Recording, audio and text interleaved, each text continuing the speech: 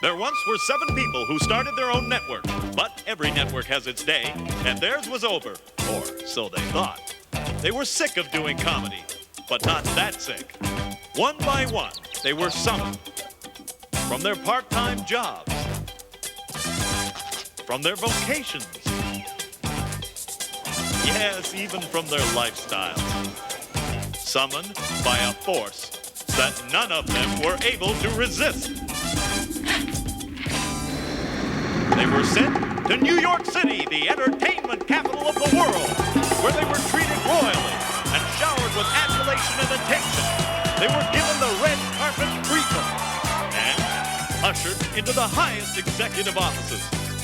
They were given contracts to put Sctv back in business.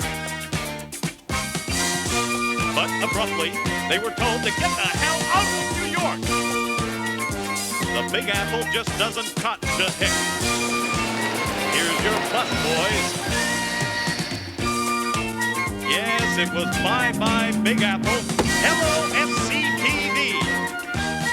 Yes, Sctv is on the air.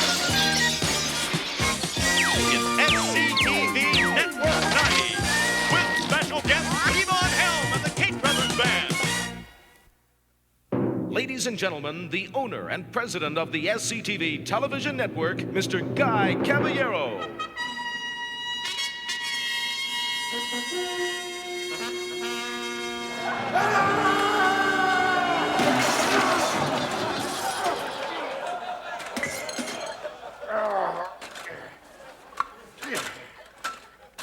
Who's the idiot that built that ramp? Oh. Well, it's a good thing I really don't need this thing. I just use it for respect. Well, good evening, ladies and gentlemen, and a special hello to all you news stations carrying Sctv. Now, we have a new name this year. We're called Sctv Network 90. And there's a reason for that. See, some smart cookie at NBC decided to pick up our programming. And to him I say, thanks, Jack. Where's that check? Anyway, we've decided to expand our programming day. So that means you'll be seeing more quality programming. A lot more. Now, tonight you'll be seeing some golden classics on Sctv. I hope you enjoy them. If you don't, tough. Because I think they're gems, I'll tell you. Anyway, soon you'll be seeing totally new programming on Sctv, so why don't you just sit back, shut up, and watch the show. Hi, I'm Alex Trebell. Welcome to High Q, the game of academic achievement. Competing today are students from Parkdale High, Margaret Meehan, Peter Townsend, and James Bridgman, and students from St. Anthony's Collegiate, Leonard Mandel, Kathy Mifsud, and Bruce Moffat. Now, each school will have a chance to answer several skill testing questions, and at the end of the game, the school totaling the most points will win the game, and also a $250 scholarship to the university of their choice. Now, let's start the game. The first question worth 20 points, and the subject is authors. Margaret Meehan, Parkdale. Henry Miller. I'm sorry, Margaret. Let me please finish the question first, all right? What famous... Margaret Meehan, Parkdale. Victor Hugo. No, I'm sorry, Margaret. If you just let me finish the question first, see how it works. Okay, what famous humorist... Margaret Meehan, Parkdale. Jerry Lewis. Margaret, I'll have to ask you to please let me finish the question before answering, because that answer was extremely wrong. The question is, I want the name of the famous humorist and author who wrote The Adventures of Huckleberry... St. Anthony's, Leonard Mandel. Finn. Excuse me? Finn. Huckleberry Finn. You see, Leonard, the problem is that's also part of the question. I hadn't finished the question. If you would please let me finish the question. The question is, what is the name of the famous humorist and author who wrote The Adventures of Huckleberry Finn and Peter Townsend, Parkdale? Truman Capote. Truman Capote. No, please let me... And would the audience please refrain from commenting during the program? It's very, very distracting. Please. Not Truman Capote. The question. I want the name of the famous author and humorist who wrote The Adventures of Huckleberry Finn and went by the name of Mark Twain. Mark Twain, very, very famous author. No one has an answer. Kathy Mifsud, St. Anthony's. Samuel L. Clark. Oh, I'm sorry. Can you take it, Parkdale? James Bridgman. No, I don't know. Sorry. Well, the answer was Samuel L. Clemens. That's what I said. No, Kathy, you said Samuel L. Clark. The answer, Clemens. Well, that's what I meant. Oh, you didn't say that! You have to say the answers to get points. We're not mind readers. No points on that. Next question. The topic, music. Margaret Meehan, Parkdale. The Beatles. Margaret, I will have to ask you to keep your grubby fingers off the buzzer until I finish asking the question, all right? Please, now, name the following piece of music. Margaret Meehan, Parkdale. Love to love you, baby. Did I not just say don't buzz until I finish asking the question? Didn't I just say that? I thought you were finished. Well, I'm not. I'm not finished. You haven't even heard the music yet. Now, identify the following piece of music. Sometimes when we touch. James Bridgman, Parkdale. I'm sorry. No, never mind. No, sorry. Way to go, Bridgman! All right, look, I'm serious. Please refrain from commenting during the program. You have no idea how disrupting it is. Okay, can you take it, St. Anthony's? Peter Townsend. Sometimes when we touch. Peter, can I ask you a question? Sure. Do you go to St. Anthony's? No.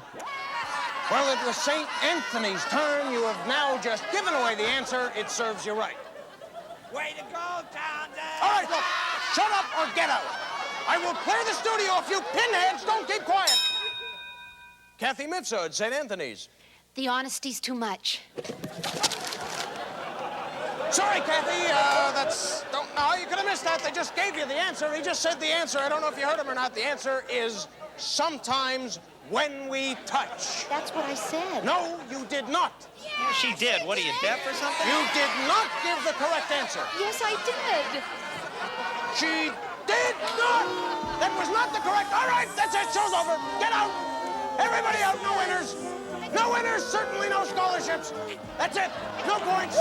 Clear the studio. I want you out. Come on. Oh, you want to come up here? Come on. I'll take you on. Because you're 17, huh? Still in your sexual prime. Come on. Watch the stars come out with Merv next on the SCTV Television Network. On the next Merv Griffin Show, a fantastic array of talent, including some of Hollywood's greatest stars. On the radio, whoa, ho, ho, ho, on the radio, whoa, ho, ho, ho, on the radio. And a smash designer who's been making fascinating linings for all the stars. Would you like to see it? Huh? Isn't that good? We'll be right back. An inside look at the fascinating world of terrorism. Yasser Arafat is with us. Palestinian autonomy must be realized, and the refugees indeed have a right to their own homeland, or the struggle will continue. That's a marvelous, marvelous hat you've got on. Who designed this? Is that nice? The elegant and always unpredictable Liberace, fresh from a smash engagement at the Las Vegas Hilton, will also join us. Well, I don't have a silver, but I hope one day to get the fabulous blue. Speaking of which, I don't mind Arafat killing so many people, but... As long as he stays away from your tailor. Lee, show us your lining. Really? Do you want to see that? Huh?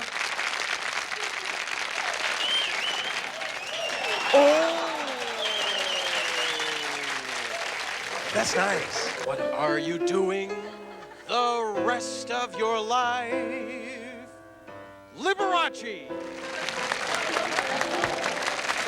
We'll be right back.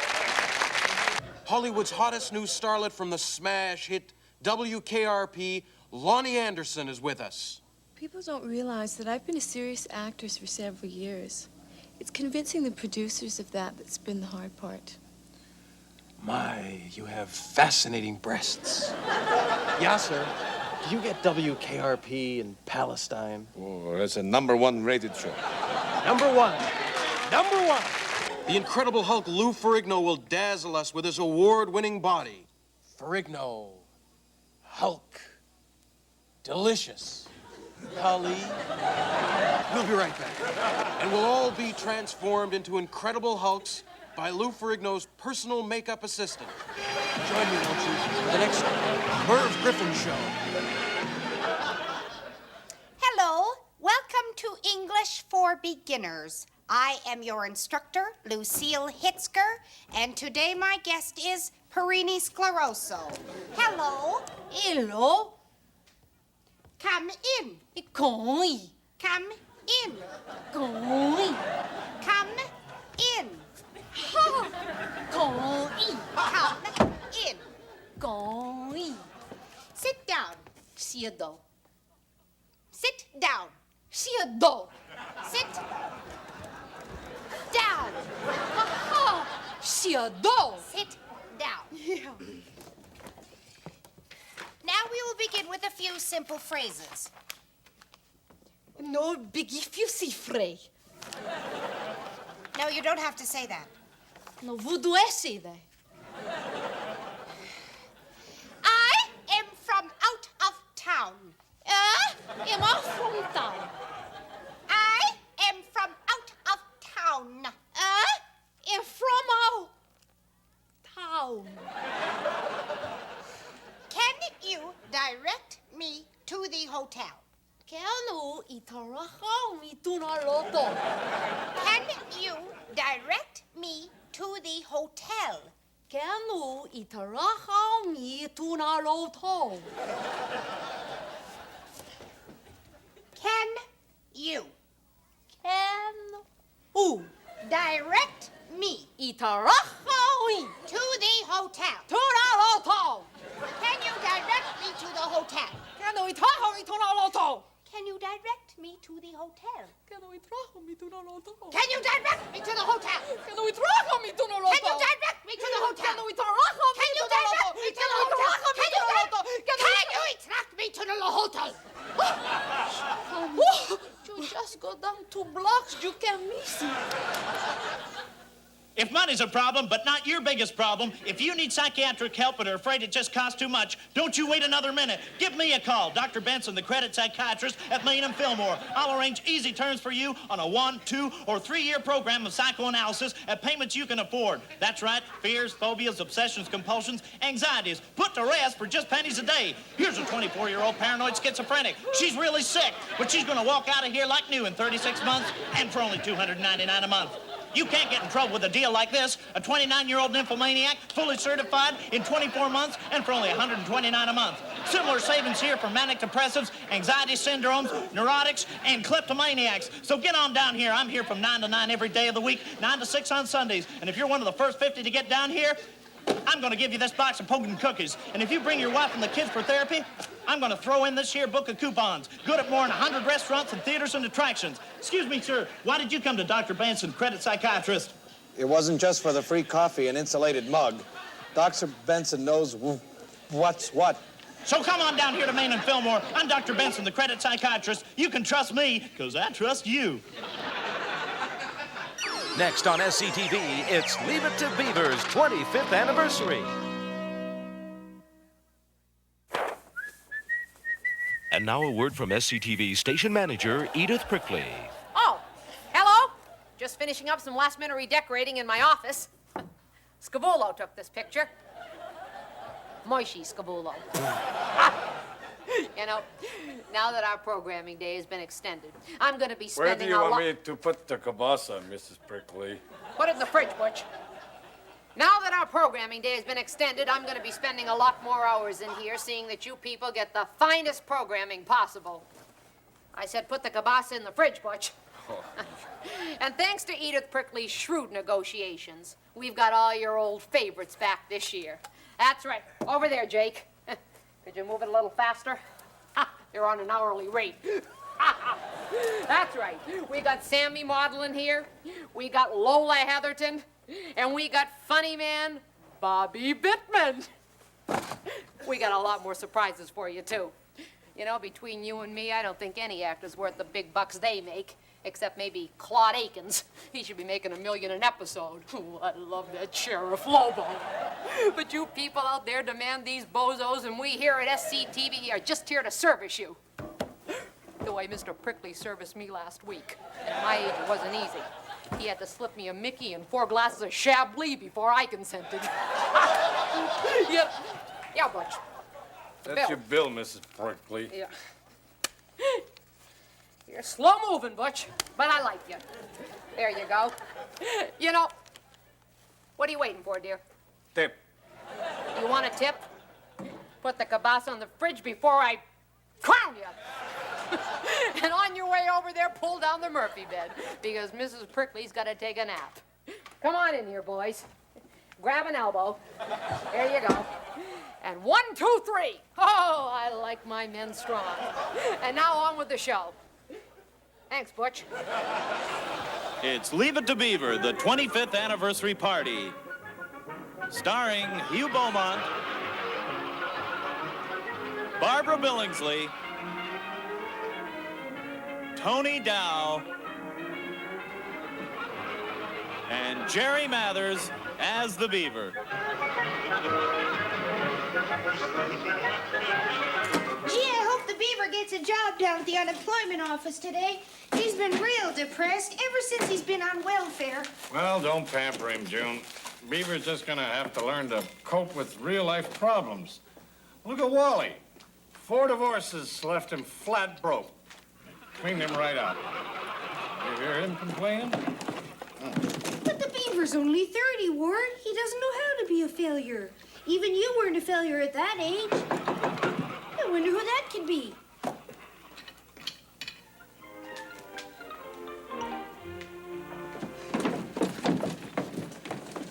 Hey, Wally. Hi, Eddie. Hey, Squirt. Hi, Eddie. I hear your old lady's having an affair with Fred Rutherford. Oh, hello, Mrs. Cleaver. I was just telling Wallace and Theodore that you're looking younger and younger as years go by. Oh, thank you, Eddie. Oh, I brought this over for Mr. Cleaver. He had a pretty bad case of the shakes last time I saw him. I hope he's feeling better. Oh, I'm sure he is, Eddie. Thank you for asking. Come on and get your lunch, Beaver. Okay, Mom. Now, don't get discouraged today, Beaver. Okay, Mom. Hi, Dad. Hello, Beaver. I haven't seen Larry Mondello lately. You two have a fight? Gee, Dad, I keep telling you. Larry died 7 years ago. He gagged on an apple, remember? Oh, I thought that was Lumpy Rutherford. Oh, no, Lumpy died when he jumped in front of that train. Ah. I get confused. For a while there, I even thought you were killed in Vietnam, Beaver. Not me, Dad. Well, I gotta get going. We'll see you later, Mom. Bye, Beaver. Bye, Dad. Bye, son.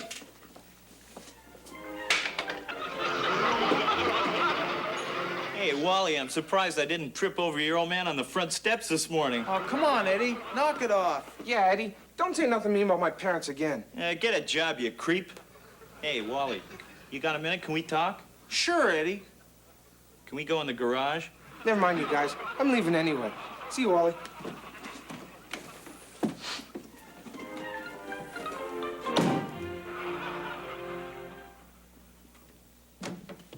Hi, Whitey. Oh, hi, Beaver. Boy, that Eddie Haskell, he really makes me mad. Well, why don't you kill him? Nah, I could go to jail. Besides, it's against the law. But, Beaver, no one would have to know that you did it. I don't know, Whitey. I don't even have a gun. Come on, Beaver. What are you, chicken? So that's the story, Wally. I can't hide it anymore. I'm gay and I'm proud of it. Gee, Eddie, you better stop coming around here anymore. I'm just worried about the boys, Ward. How do I tell the Beaver that I'm running away to Tijuana with Fred Rutherford? Just be honest with him, dear. That's all. When I was a young man, my mother was always straight with me. She used to say, Ward, you're boring. You're a very dull kid. Mom? Dad?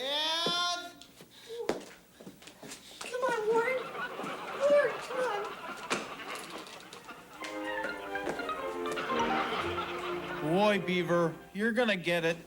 Oh, Beaver, I'm afraid you're going to have to explain yourself. Gee, Dad, I hated him. Besides, he was always calling me a bum. Beaver, after all I told you about taking the law into your own hands, June, call the police. Boy, Dad. Wally, he's just going to have to learn his lesson. Maybe 35 years in the slammer will teach the Beaver something. Boy, Wally, life stinks. Yeah, but so do you, Beaver. Yeah. Thanks, Wally.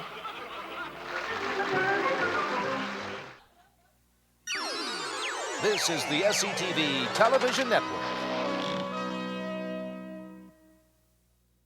Earl talks with Levon Helm on One on the Town.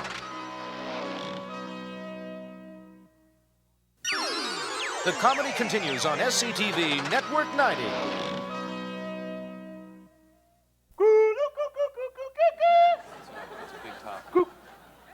Okay.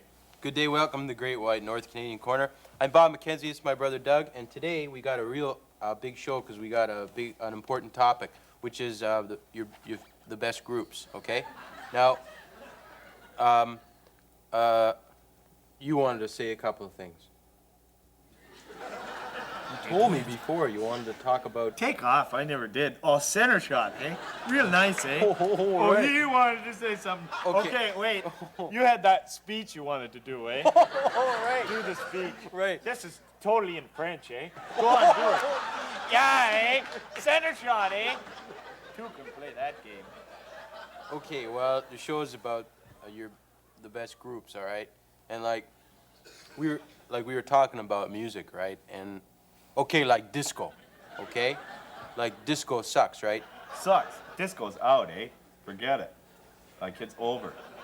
So like what is in, right? I was in Kamloops like 10 years ago, eh? And there was disco there then, eh? So like, Oh, that's good in the mountains, Lord. you know, and reindeer are like boom, boom, boom, boom, boom, boom, boom. Oh, that's good. Why don't you do your imitations? What? Like two dogs fighting? Yeah, listen to this, eh? Okay, here's my imitation of two dogs fighting, eh? This is...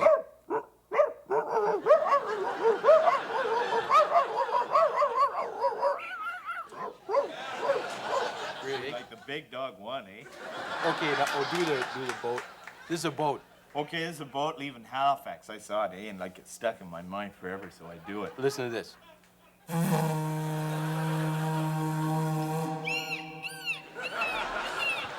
Those are the gulls. Okay, that's all the time we have for today. Good day. Good day, eh? Do the, you didn't do the other one. What other one, eh?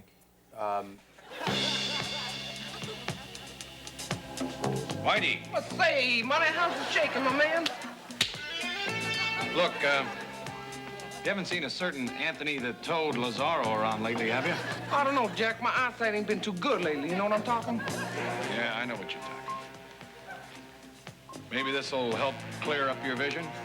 Jackson, Well, I'm still a little blurry, my funky friend. All right, try these on. Oh, that's 20/20, Jack. Tony the Toad hangs around Mother's place every night about 9 o'clock. Check. Mother's at... Hey, Mama, how are you? I know. Hey, buddy, you have the time? Yeah, sure. My watch is suddenly busted. Yeah. Well, maybe this'll help fix it. Nope. Still running a little slow. Let's try that. Right on time now. It's 8:30. 8:30. There you go. Dan Money, not just another cop. He's got a big wallet, and it's loaded for mystery. Mr. Foreman, has the jury reached its verdict? Well, Your Honor, maybe we have. Maybe we haven't. Your Honor, if it please the court, I think I can throw a little light on the subject.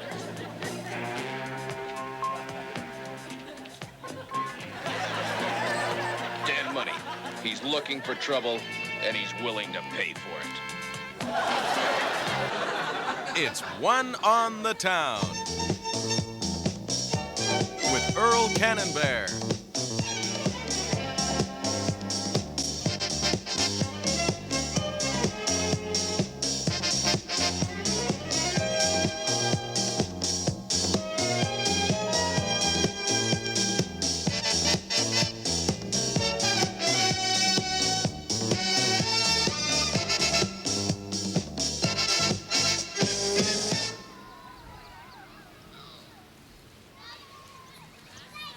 Nothing affects our everyday lives more than music does. We hear it on our phonographs, on our car radios, in elevators, and yes, even on these weird things. Music is a multi-billion-dollar industry, but the people who make it happen are not your typical gray flannel suit set. They're the musicians, the artists dedicated to their profession, to their music, and to the road. Tonight, One on the Town takes an exciting behind-the-scenes look at one such musician. Levon Helm, former member of the band, star of A Coal Miner's Daughter, and currently playing here in town in the midst of a grueling 2-month 35-city tour. I'll be talking to Levon about what it's like being on the road, and I'll try and find out just what makes this man tick. That and much, much more as One on the Town meets Levon Helm. I just can't talk with you right now. Excuse me. Okay, Colonel, we're running a little bit late. The boys got to do a sound check. We got to eat. Hang loose. I'll get to you. Just a couple of questions. Well, there you have it. Levon Helm, musician, on the road, running behind. A little late. Have to do a sound check. That's checking the sound, I guess, for the. Got it. So what do you want to do now? Let's hang loose. The man said hang loose. I'm sure he's going to be back out. We'll just hang loose. Okay. All set, fellas? Let's try Sweet Peach and check the harmonies. 1, 2, 3.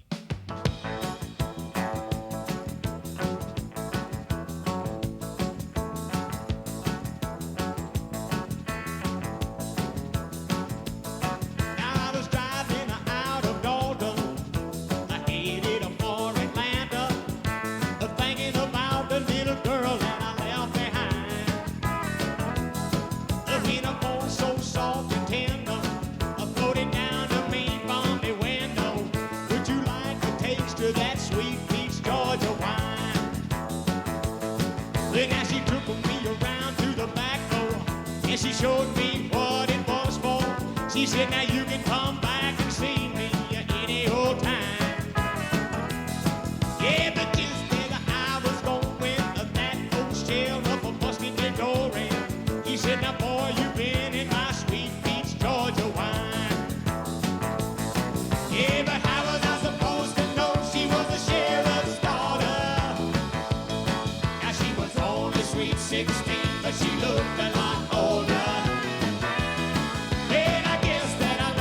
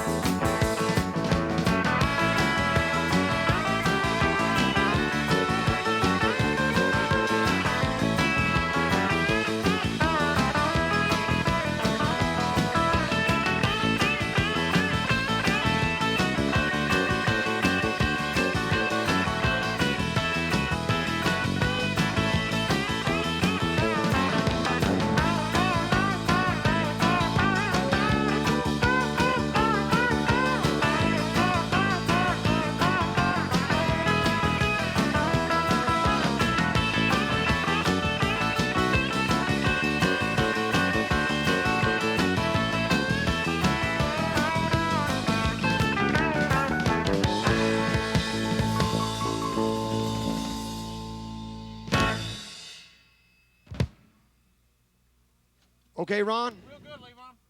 Perfect. Sound okay, fellas? Let's get us a quick nap. Something to eat. The road. The road. Being on the road. Is being on the road tough on your family? Is being on the road tough on your... That's a good one. Tough on your family.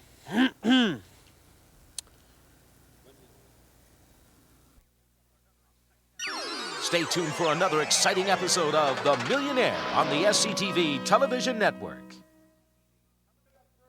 Yeah, behind the scenes. It's really something, isn't it? I'm Hal Waxberg, crew chief here at Sctv. You know, because of the extended programming day, we've had to buy ourselves a lot of new equipment and hire some new terrific guys to help us. Hey, come on out here. I was gonna say it. Guys and gals. I want you to meet somebody. This is Nikki, the first female crew member here at Sctv. And I hired her. Nikki, are they working you hard, kid? No. Toughest thing so far on the job is the aptitude test. I nearly broke my stinking brain on that piece of... Yeah, the aptitude test. I must have written that thing 30 years ago. I started out as a grip. You're a grip, aren't you? Well, that's not what the guys call me, but yeah. Well, you play your cards right around this place, and you can move pretty fast. You can wind up to be, I guess they'd call it a camera person. Cameraman will do, thank you. Well, you're not getting any of that sexual harassment on the job. I know a pretty girl like you might have a hard time with these all-male crews at any other network, but not here at Sctv. No, they know if they try anything, I'll break their stinking craniums. Yeah, that's the attitude to take. You gotta be tough, real tough. Hey, you are tough. Wow, feel that. Yep, I always was tough. I was born in at 16 pounds. 16 pounds? Yep, that's more than my twin cousins together. Twin cousins? Yep. Terrific. Well, Nikki, what are you working on now? Sweet nothing. You know, they got nothing but reruns running at this place, and they shot a few cheap things just to wrap around the old stuff, but they didn't need me. You actually shoot anything here at Sctv? We sure do. Come on, I'll show you the green room. We can look at some old shows. My name is Michael Anthony, and for the past 20 years, I've been employed as a male secretary for a philanthropist whose unusual hobby is giving away the sum of $1 million weekly to a different, deserving person. His name is John Beresford Tipton, and he's the millionaire. Well, Mike, let's see who's going to be our next millionaire. Mr. Tipton, may I remind you, you haven't given away $1 million in quite a while. Oh, yes, you're right, Mike. I keep forgetting I don't have the money that I once did. But I did give away a few $1,000s last month, didn't I? Sir, you only gave away $1,000 check last month, and I have it here. It bounced. Wow.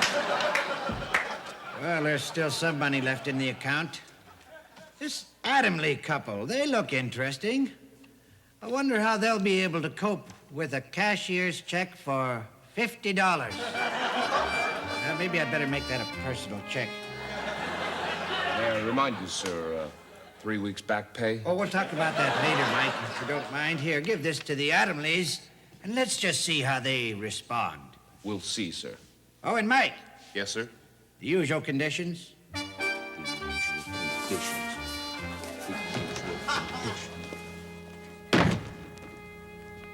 I've had it up to here, Buster. You pull a stunt like that again, bird brain, and I'll throttle you.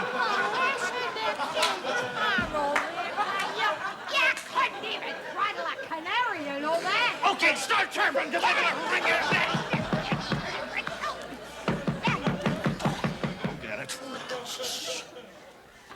Yeah, what do you want? Are you Mitch and Madge Adamley? Yeah. What of it? My name is Michael Anthony, and I have for you a personal check for $50. Yeah, big deal. You may have it only on certain conditions. What? First It's only of all, $50. What are you talking about? First of all, you must never reveal the source of the gift. We don't care. Yeah. Secondly, you must never inquire as to the identity of the donor. It says right here it's a personal check of John Beresford Tipton. Yeah, right there.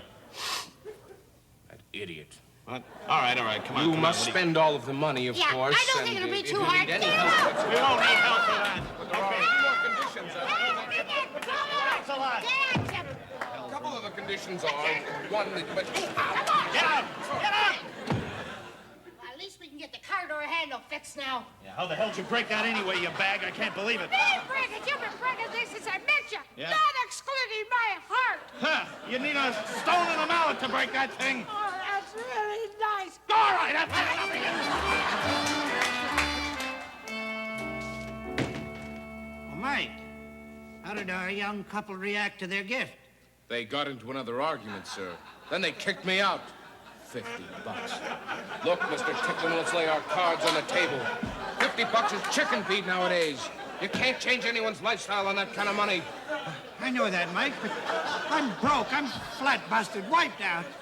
You know, Mike, I've given away hundreds of millions of dollars over the years to complete strangers, but do you think one of them would have the decency to give me some money back? A little bit of change? You want to remain anonymous, you old goat?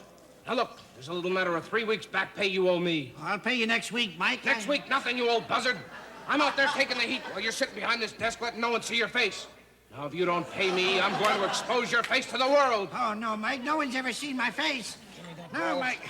Give me the wallet. No. How much have you got? Mike. There's not enough here for cab fare. Well, Mike, what are you going All to do? right, I'm going to expose your face. Come on. There, that's what he looks like. not my face. That's what he looks like. Get your hands down. There, the old goat. Take a look at him, that cheapskate. Oh, Mike, I want you to... Mike, go into town. I want you to go into town. Hang out at the saloon. Find out what Butch Cavendish and his gang are up to. Butch Cavendish? Yeah. Who the hell do you think I am, Tonto? You senile old goat. Now, look, sell that chair. Get me some money. You owe me 3 weeks. Oh, I'll get that, Mike. No, you don't sit down and I'll deal with you later. Yes? Are you John Beresford Tipton? No, he is. John Beresford Tipton? Yes? I have for you a cashier's check for $1 million. Cashier's check? For $1 million? Excuse me, sir. You mean you give away millions of dollars by yourself? I have no one to do it for me. I am a male secretary with 20 years' experience. Hey, I'm looking for a male secretary. Really? Yes, you have your own attaché case? Oh, definitely. Well, perhaps we can talk about it over an Irish coffee. Lovely. Lovely. After We you, get to sir. business. Thank you very much. $1 million! Mike, $1 million! I got $1 million! Stay tuned next week for The Millionaire of Mecca on SCTV. Help me, I'm so lonely and so blue. How was I so stupid? How long has it been since you felt really depressed? Now, Connie Franklin, one of the most depressing singers of your generation, will really bring you down with 20 of her most maudlin hits in a new album entitled 20 Depressing Hits by Connie Franklin. Stop slapping my face, please. Hi, I'm Connie Franklin. I'd like to share a few of my memories with you. If you let me in your heart. Please.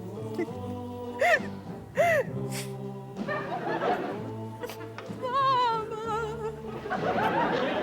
I'm losing my hearing.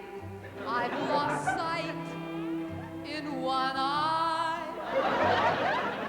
I'm sorry I can't hear you. Did you really say goodbye? Singers this miserable come along only once in a generation. And if you order now, you'll get free The Lighter Side of Connie Franklin. Now that I'm so happy, I'm sure you're happy too.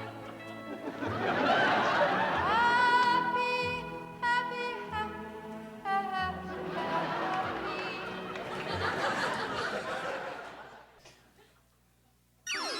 Coming up, those long-leggedy beasties. Guy Caballero again. Ladies and gentlemen, like many major executives in the television industry, from time to time, I seek the services of an outside consultant. And tonight, I'd like to introduce you to our consultant here at SCTV, Mr. Malsaber Armaspia. A big platform heel and a black cape and a black suit. Will he bring me success? Laro! What are you doing here? Mr. Caballero, just getting some advice. As you can see, ladies and gentlemen, I make Mr. Armaspian's services available to the entire staff. And so, Caballero, some advice. What about me? Later, you pathetic little wretch. Well, Mulciber, I just have one question. Will there be any hit shows on SCTV this season? Television as we know it will cease to exist. What? What are you talking about? How? Oh, well, that'll cost you. You want to know how? I mean, pay him. If you just wanted me to elaborate a little No, on it, that's all right. I'd I probably paid be him a fortune for this. free. I want you to elaborate, yes. How? More. Television. And one more will do it. Blue bills. All right. It won't cease to exist. There'll just be some major changes, and some of the programs will be different. Oh, like what? Is that good enough? No. Like what? They'll be altered drastically by a man in a black suit and a black cape and a big black platform shoe. Same guy that's after me? No! A different man with a different shoe, slightly smaller heel, and he'll walk through the streets. Walking and walking. Wait, this is the looking man for trouble with a big, broad-brimmed black hat that he'll wear on a rakish angle. And people will stop and stare, but they won't see his face, because behind, in the shadows where he lurks, his face will be totally covered. All right. His hair in the ball. Enough, I've heard enough. Limping man gonna destroy TV. That man, that strange gentlemen. man, is Sorry. William Bendix. William Bendix? Yes. Oh, look, I guess everybody has their bad days and good days, and this consultant had a bad one for sure. Just watch SCTV and make up your own mind as to which shows are going to be hits. Ow! Give me that money. Half of it. Give me the money. Half is mine. Look, you little weasel, start finding some success for me. There'll be no man. Come on. Success will come in the mail. Yeah, how about broads? Some broads will be mailed to you, too. Yeah? Hi, I'm Joyce de Halfwit. After a busy day on the set, I like to relax and get into this dancing outfit. That's why I wear Joyce de Halfwit's half legs. They give my legs the support they need, yet feel so light and sheer, I don't even know I'm wearing them. Half legs, they're the ones for you out to sheer. Sexy too. Half legs for the kitten in you. Joyce de Halfwit's Half Legs. Half Legs for the woman in you. I'm Alistair Cook. Next week on Masterpiece Theater, we proudly present L.C. Greenwood's All the Long-Leggedy Beasties. It's the heartwarming story of a kindly, old, eccentric veterinarian who practices his art in the hauntingly beautiful North Country of England. Well, I'm sorry. That colt will never walk again. He's breaking it in for the big race at Keswick, too. Well, you broke him in, all right. It's a wonder you didn't break his back. A man of your broad, expansive girth, riding around on a wee Shetland pony. Well, perhaps you've learned your lesson. I sure did, Doctor. I'll not be riding again, that's for sure. You're damn right you won't, because I'm putting him to sleep. Doc, you can't do that. Don't argue with me. When you've brought as many wee beasties into the world as I have, then you can tell me who's what. Now, that'll be 10 bob. Come on.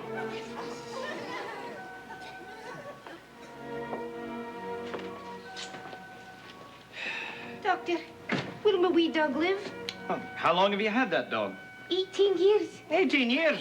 Oh, he's old then. You have any idea how old that will make him in dog years? Well, well, he'd be well over 80, take my word for it.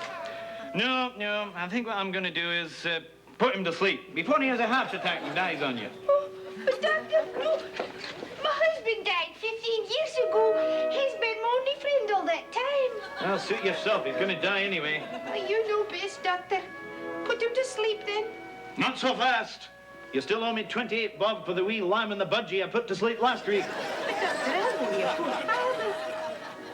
Will you take my wee rabbit and a couple of jars of marmalade? All right, but you still owe me 28 bob.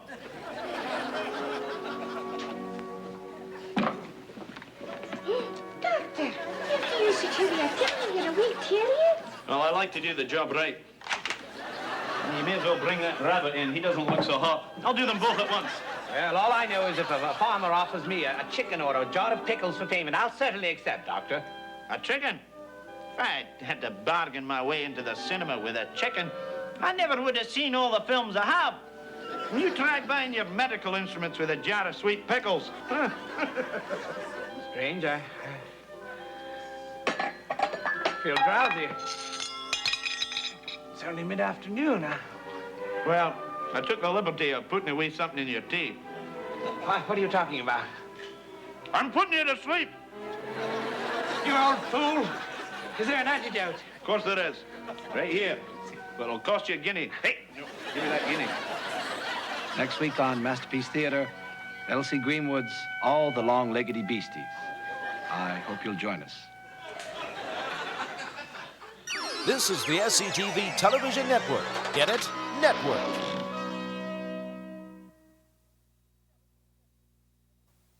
Stay tuned for more music from Levon Helm. The comedy continues on SCTV Network 90.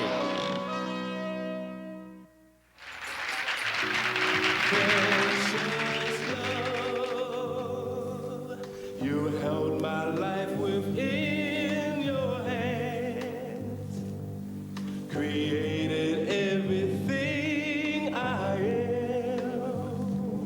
Ooh, drop around the ankles. Droop around the ankles? Hey, Fred Astaire, come on with me. It always happens, Greg. These darn socks just won't stay up. Here, try this. Spray on? Yeah. How does it work? Simple. Spray it right on your feet. It comes in 4 great colors. Chocolate chip, vanilla, lime green, and argyle. Say, even real socks don't cling that close. Why don't you try it? Spray on really works. Neat socks, Bill. How's it going, Fred Astaire? Couldn't be better, thanks to Spray On. And for those extra formal occasions, new spray-on gloves. Spray On from the oven cleaning people.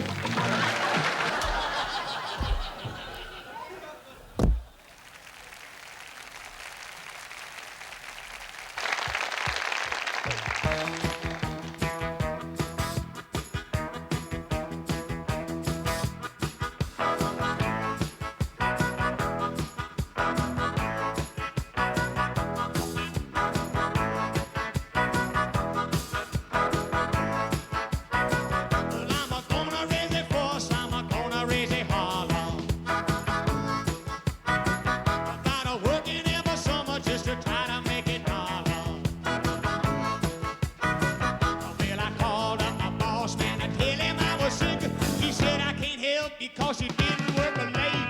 Sometimes I wonder what I'm gonna do. There ain't no cure for the summertime blues.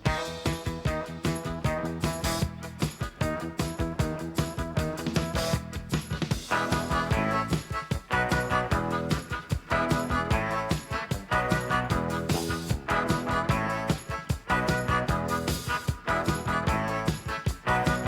gonna take 2 weeks. I'm gonna have a fine vacation.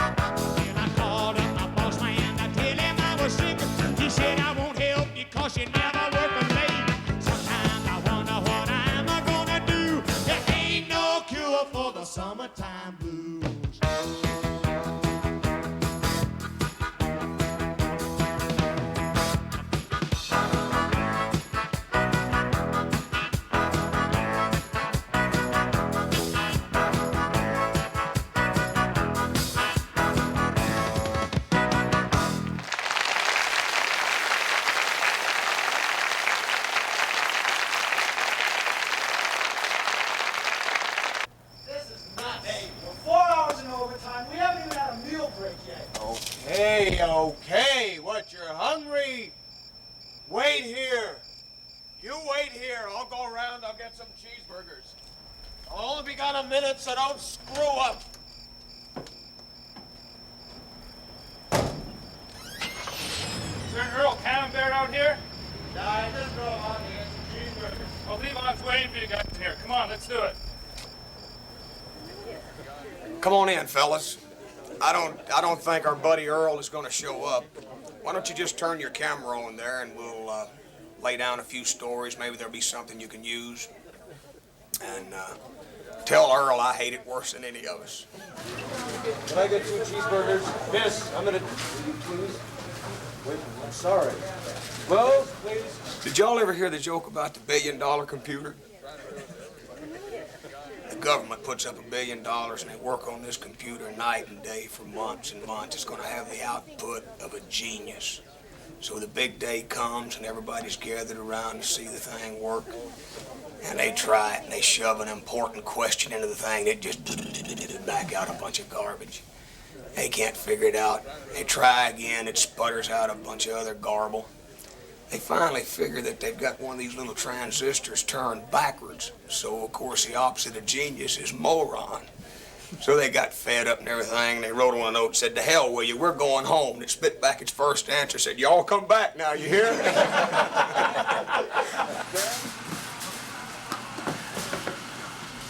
I buy that off you, please? Next on the SCTV television network, Bob Hope and Woody Allen in Play It Again, Bob. I got beat up by the mafia, chased by a gorilla in the KGB, jumped out of a plane without a parachute, spent 3 weeks in an asylum, and all because I love you. And you mean to tell me after all that you don't want to marry me? I'm sorry, Bob. I love Eric. But don't worry. You'll find what you need. Honestly. Somewhere in the world. Yeah, and I know where I'm going to start. I'll take Sweden.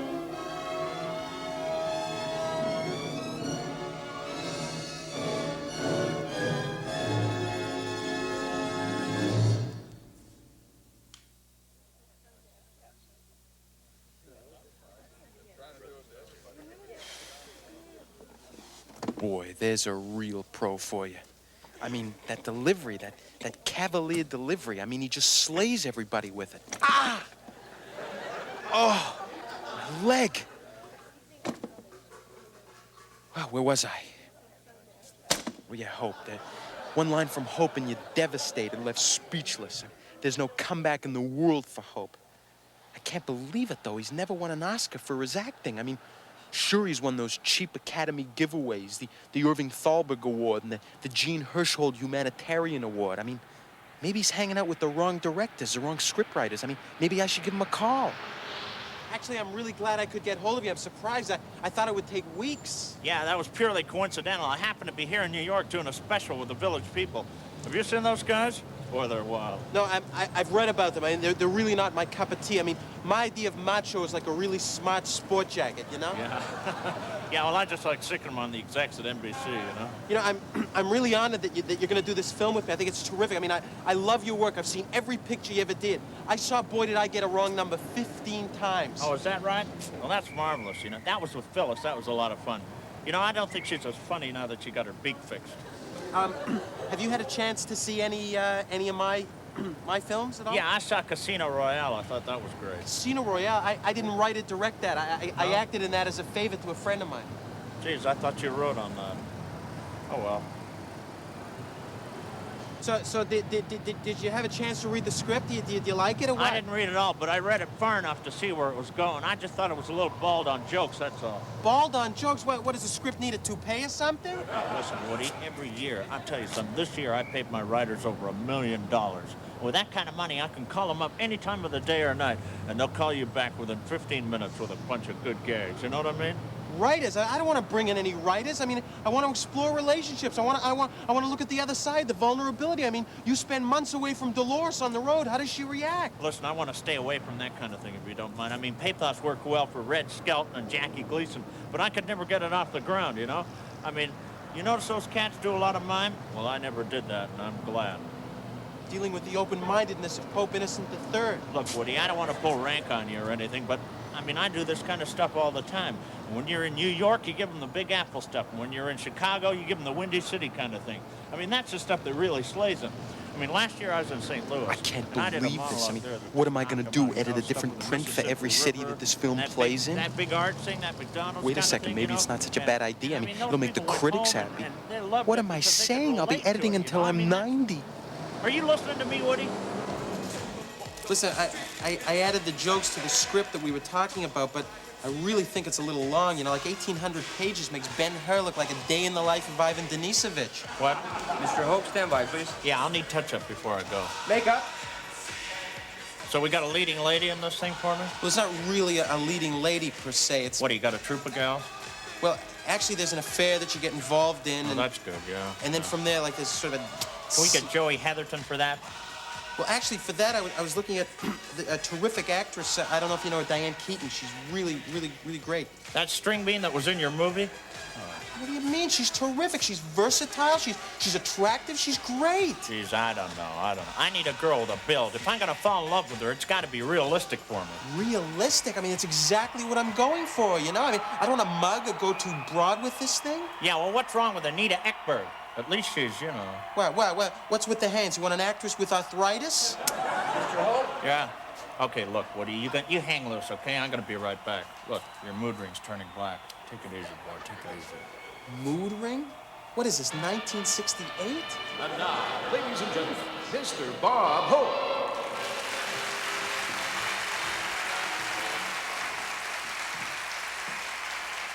The Village People, ladies and gentlemen, aren't they something? They're the first rock group to stay at the Waldorf Astoria and request bunk beds.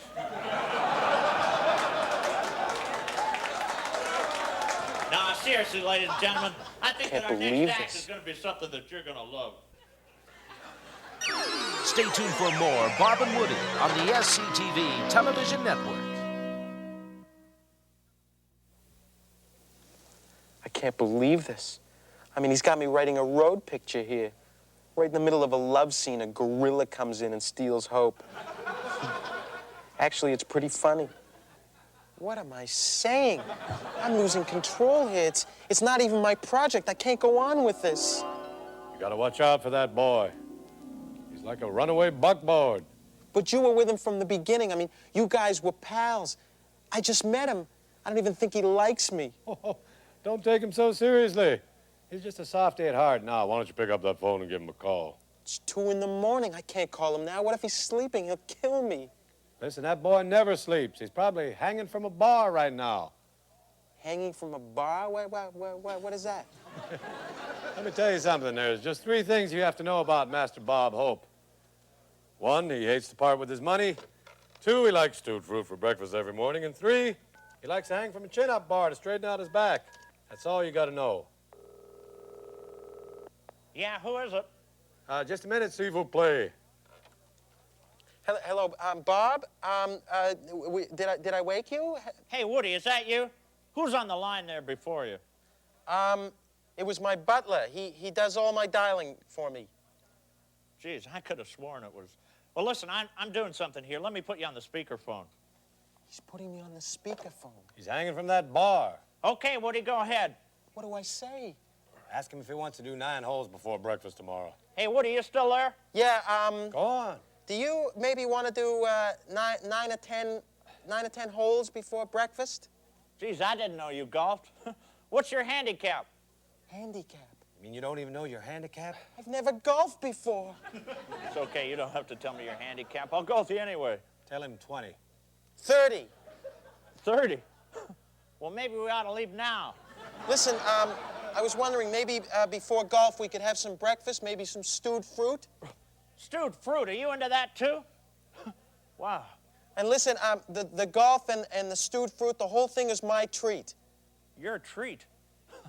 Well, listen, Woody, that's an offer I can't turn down. Well, listen, Bob, I gotta go. I wanna hang on a bar for a while before I go to sleep, straighten out my back. You hang on a bar too?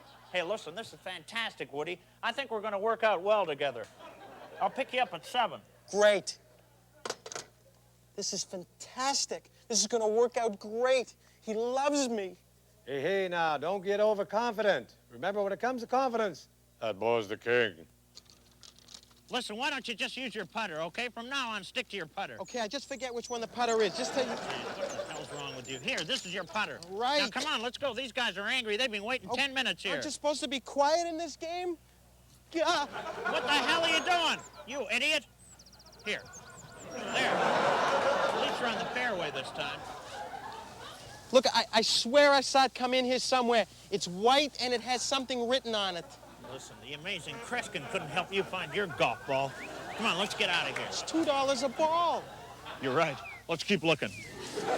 How do I drive this? I need a special license You for just this? start it like a car.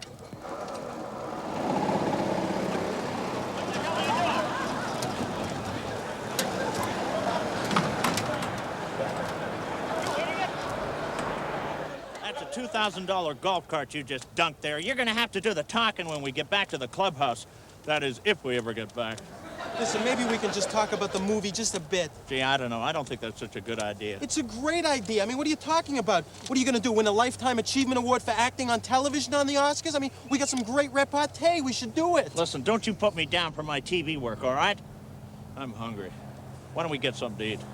Anything in particular you want? I don't know. I'm starving. Some salad, some fish, maybe? No, I don't want to go to a deli. Why don't we just get a hamburger or something? Wait a second. A delicatessen? Who said anything about a delicatessen? I said salad or fish. Listen, I just thought maybe because you were Jewish, you'd want to hustle me off to some deli or something. I knew there was an anti-Semitic remark in there somewhere. Come on, let's get it all out in the open right now. Come on, come on. Yeah, okay. I heard about your movies, and I heard your neurosis runs wild. Well, I don't want that kind of thing in any film that I'm going to be in. What are you saying, that you're devoid of these hang-ups? That you live day to day with absolutely none of that at all? I mean, people don't buy that. Yeah, well, I don't have people hitting on me because I'm short, Jewish, or neurotic. I'm a normal guy. Normal guy? You have to fend off all kinds of liberals attacking you for your politics. Hey, listen, that was just a bad decade. I'd like to forget about that. Bad decade? I can't believe this. A bad decade. You believe what he's saying? What are you doing? You talking to the camera? I'm doing a voice I know where the thing. camera is. It's right over there. I'm doing a voice so I can pull Hi, it in. ladies and gentlemen. How you doing? I can pull it in editing. It doesn't matter to me. I can do it well, now not or without later. talking to my agent. You can't. By the way, ladies and gentlemen, I don't have an agent. I'm with William Morris. That's it. Forget it. Stop the camera. I'm not doing this. I know what you're thinking, that this whole thing was a crazy idea from the beginning. There was such an irreconcilable conflict of styles that there'd be no hope for compromise, that ultimately one of us would have to give in or the whole thing would fall through. Who knows? Maybe Freud was right, that the whole story is written beforehand and that all you can do is play it out and hope you get a good part. Hi, ladies and gentlemen. Is this guy still driving you nuts with his crazy introspection? Come on, Woody, we got a plane to catch. Take it easy, ladies and gentlemen.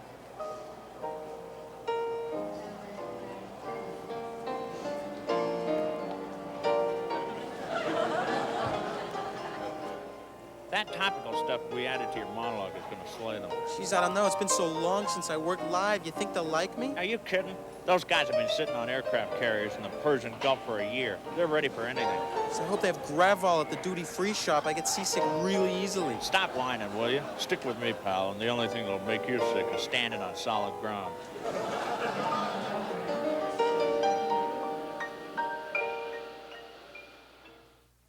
This is the SCTV Television Network.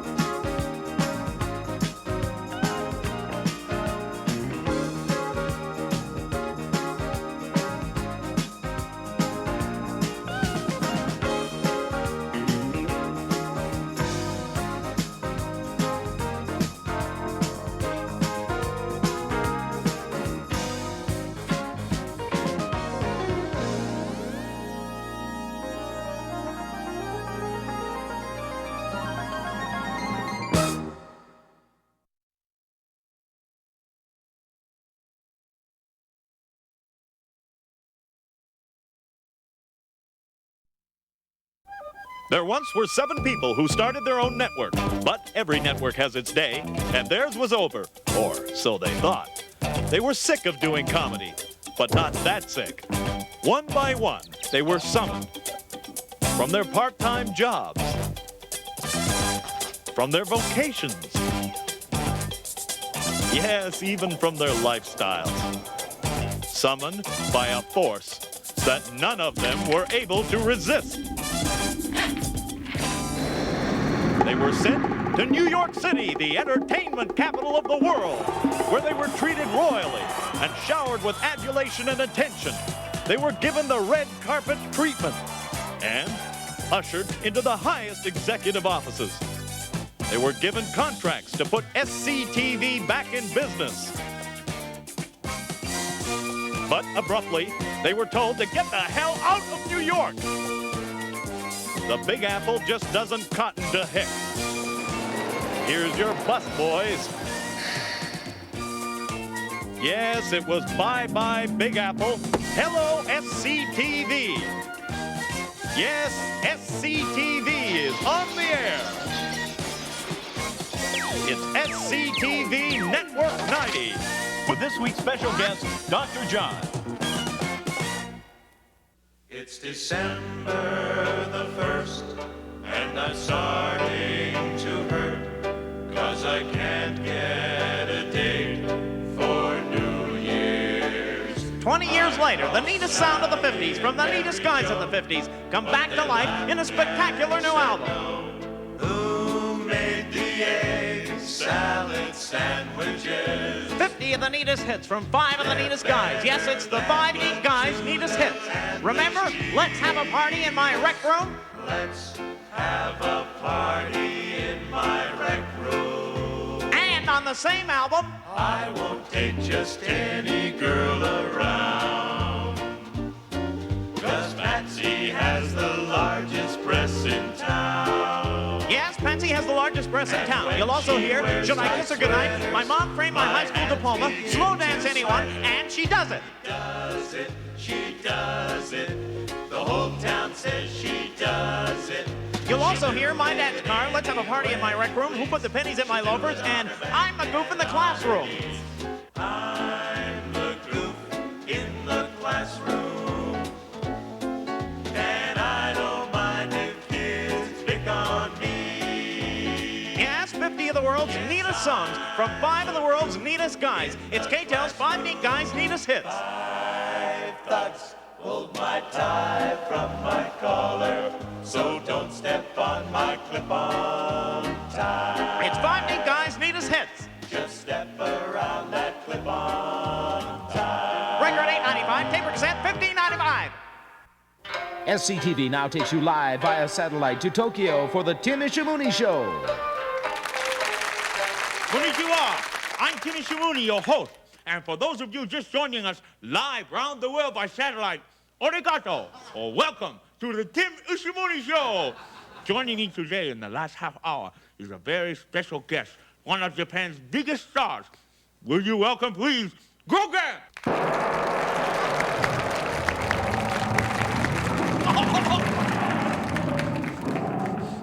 Grogan, can you hear me okay? Yes, I can, Tim. Can you hear me? Yes, I can, Grogan. And we can thank our compact computer Dolby experts from the Minibusu Company for that. They're very good people. Yes, they are, Grogan. Grogan, question. What about radioactivity? Not really a problem for me anymore, Tim. You see, as a result of an unauthorized nuclear test, I was awoken from a 2 million year sleep. And it's really worn off now. I'm walking around the Earth. I'm fine. I'm feeling good. And as I understand the nature of the isotope and the fusion half-life elements, 7 years is more than adequate for decontamination, you understand? Boy, Grogan, some of our top scientists couldn't spit out an answer like that. You must have been doing some reading, Grogan. Grogan, what about your unquenchable lust to destroy and stomp on us? Well, that's why I wrote the book, Tim, to show people that I'm not as violent as everyone thinks I am or was. And if we could get on to talking about that, Tim. But Grogan, what about your irrational need to crush everything small? But I don't. That's the whole point. That's the whole point of me writing the book, Tim, was to explain that fact to people. Grogan, don't crush me! No! I'm not crushing you, Tim. Okay. If you were going to crush me, how would you do it? Well, if I were, and I would never do that, that's the point I'm trying to get across, I would never crush anyone smaller than me. I guess, I put my foot out here to try to scare you first, and then ease down slowly and try to crush you. But I'm not gonna hurt you, though, Tim. Shoot! Hey, what are these guys doing here? Hey, go on! Tim, get him out of here! Okay. Get out or I'll crush the lot of you. Go! Dismiss! Nice way to treat a guest, Mr. Mooney. That was exciting, huh, folks? Rogan, question. What? What do you hate the most? What really bugs you? Other than talk shows? Talk show! A joke! Hey, funny, Grogan. Well, I suppose power lines really tick me off. Well, why don't you just crush them? I should crush you. Grogan, please, I asked a friend of mine, a pilot, if he would fly his plane into the studio. No. Would you please, for the audience, crush it? Oh, Tim, I thought we were going to talk about my book. We'll get to the book later, but come on, everybody, you want to see Grogan crush it, huh? Okay, but just one. Okay, wait, Grogan. Oh, whoa. Yeah, he said he would do it. Okay, hurry up.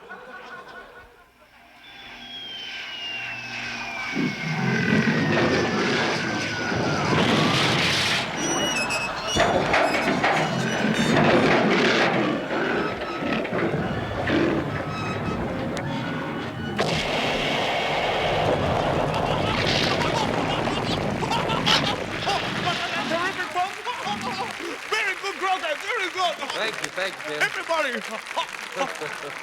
Well, I see we're just about out of time. Well, I'd like to thank the pilot, Miro Ubutsu. We're going to be sending a cassette of this show to his wife. Also, Grogan, thank you very much for coming. Everybody, well, Grogan! Thank you for having me. Thank you, everyone. You can get a copy of Grogan's book, Don't Get Mad, Get Even, at every local store. I happen to have a copy of that right here. You do, Grogan? Yes. Well, give it to me. Okay.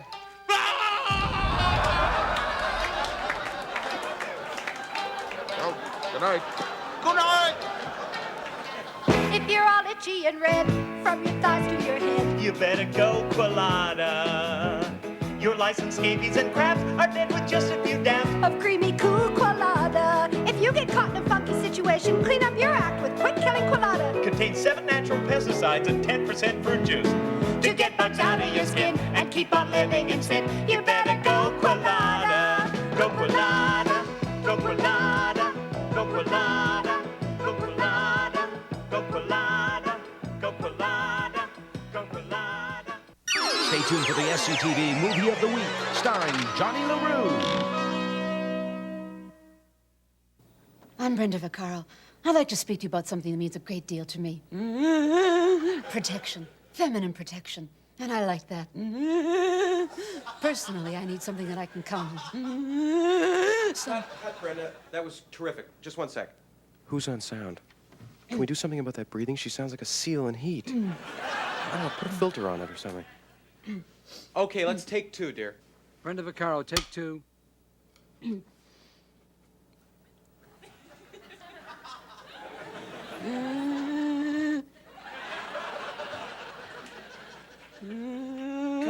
Cut, hang on. What kind of filter was that? How am I doing, George? Fine, Brenda, fine, Brenda. Will the sound man please cut the breathing out? She sounds like a moose with sinus problems. Okay, Brenda, honey, try it again and go right to the end this time. Thank you. Brenda Vaccaro, take 3. I'm Brenda Vaccaro. I'd like to speak to you about something that means a great deal to me. Protection. Feminine protection. And I like that. Personally, I need something I can count on. Something that only a woman can appreciate. Something gentle yet effective, even when I'm swimming, horseback riding, playing tennis, or hunting. So if you're obsessed with feminine gentleness that only a feminine woman can know about what I'm talking about right now, then you'll understand why I personally endorse Bren's Gen Femme Protectees Ponds, the product that only a woman can know about.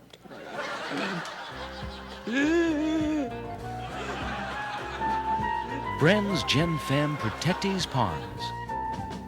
If I could make it there, I'll make it anywhere. It's up to you. New York, New York. I love you, New York City, you great big apple. You're so cosmopolitan and scary.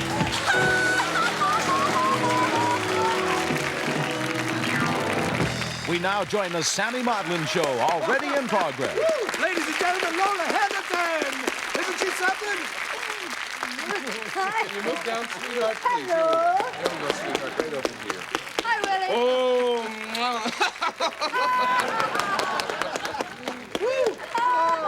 Oh, boy. Yeah. Well, Lola, let me tell you something. You know, I've heard that song sung by the greats in our business. But I just want to say, and I think William B. will back me up on this. I sure will. That is the best version of New York, New York I have ever heard. The very best, wasn't it? Come on. Oh, Sammy, coming from you, that is a very special compliment. Because I know when you close your show with New York, New York, you leave your audience hurting. I love you, Sammy Modlin. I want to bury our children.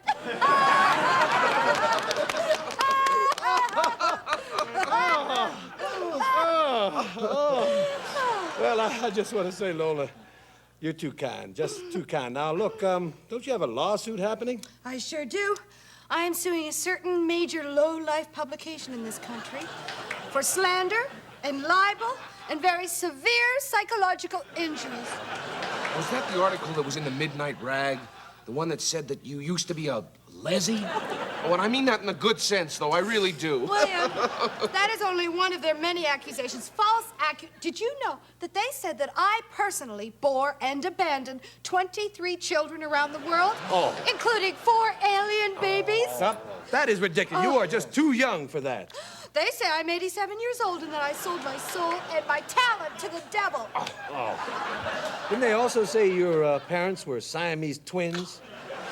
Sammy, they are trying to prove to the world that I am insane, that I cannot cope with life, that I have to take all kinds... Did you see their picture of me as a 275-pound pig?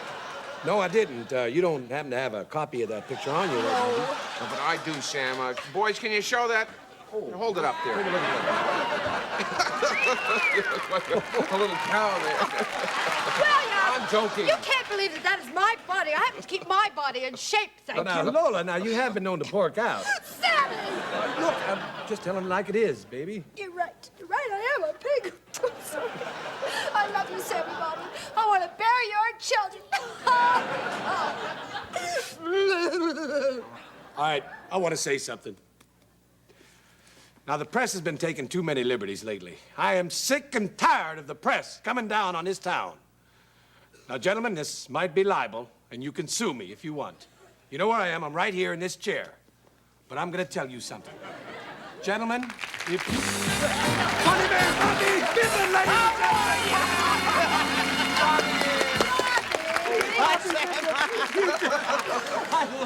Whoa, Baba Boom! Sister, do you mind, please? It's been a while. I haven't been on this show in so long. I was across the hall taping a special. I had to stop by. You madman. Well, look, what are you doing here? Well, I'm not on a crusade against the press, I can tell you that. They've been good to me, touch wood. But, Sammy, let me just say something here, please. I've been listening to Lola and the lawsuit thing. Let me just say, Lola Heatherton represents everything that's good in this town. As a person, she's marvelous. And as a performer, she's absolutely marvelous. And I love her, I really do. She's the best. I really do. Bobby Bittman, you're so sincere, it's scary. Now, Bobby, look. I read that you were in Washington testifying before a congressional committee on the drug problem here in Hollywood. That's right, Sammy, and funny you should bring that up because I didn't think you could read.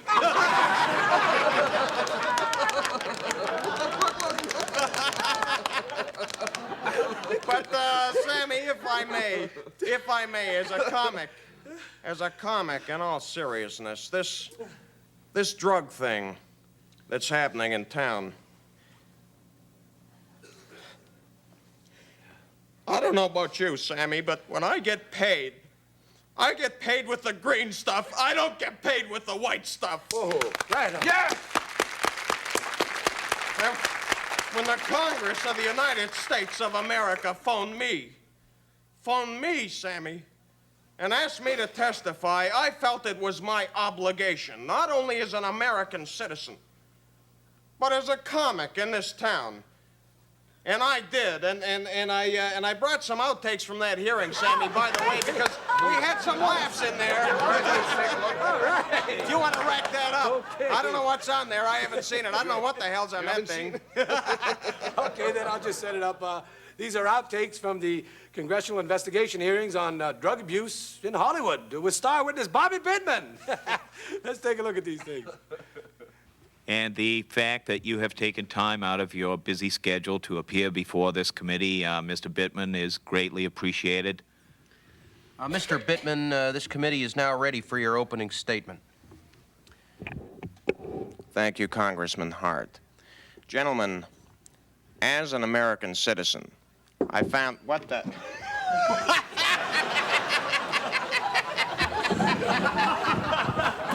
I can't believe I just did that. Should we stop tape? Mr. Bittman, we do not stop tape in a congressional hearing. Oh, that's wonderful. Oh. And to the best of my recollection, gentlemen, that's everyone I know. Mr. Bittman, could you repeat for the committee the name of the last drug abuser you just mentioned? We did not quite get that. Certainly. I said Elmer Fudd. Mr. Bittman, may we remind you that you are under oath? Under oath? I think we better take this from the top.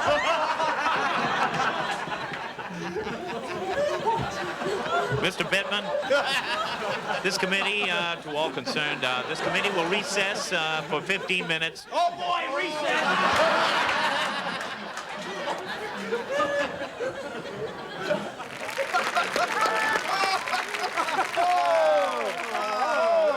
Funny stuff. Oh, that's Bobby Bittman, how many of our names did you mention?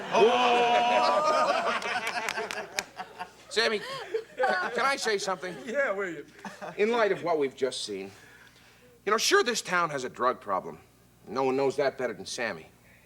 You know, Sammy wouldn't bring this up. That's just the kind of guy he is. But Sammy and I, we go back a number of years.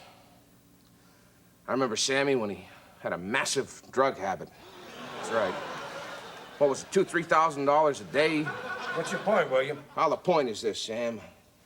Even an ex-dope head, a reformed alcoholic, as you were, you could completely kick those habits and then make a career comeback the way he did. I mean, that's testimony to you, Sammy Maudlin. The man. And yes, the star. The star, Sammy Maudlin. I love you. Well, kind of wish you hadn't brought that up, William, but now that we... Better than that. I took the liberty of documenting those horrible days in a book. Sammy Maudlin, The Loser I Knew. I wrote that. It's my new book. It'll be coming out soon, All right, Sam. put that thing away. Ladies and gentlemen, we're running out of time. Bobby, it's always a thrill. Lola, good luck in that lawsuit. Mother Teresa, you're off to... India, Sammy. All right, keep up the good work there. William, I'll talk to you later. Good night, everybody. Good night.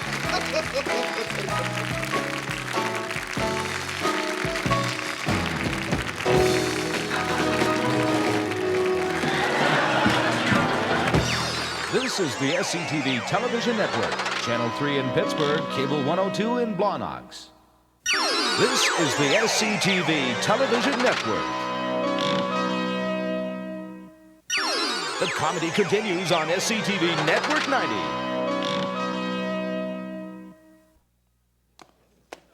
Movies. We got lots of them here at SCTV. And our own Johnny LaRue will be producing, directing, and starring in 36 of them. One you'll be seeing in just a few minutes. And one he's working on right now.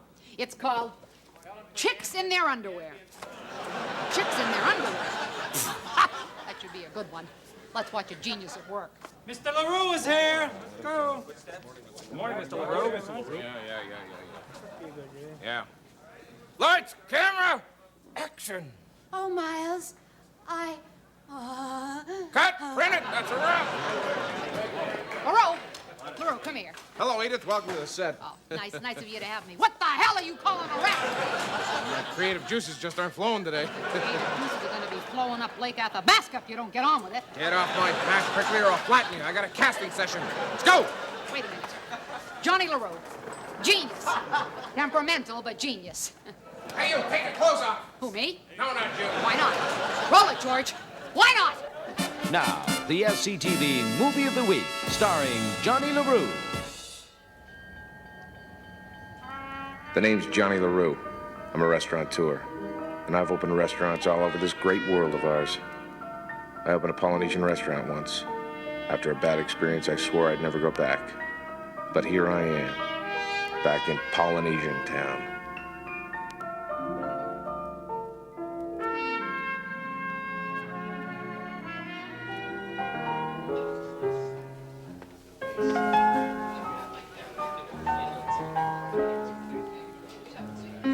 Nice song, Chuck. Thanks, Johnny. Nice hair. Enough with the hair. All right. Testy little creep.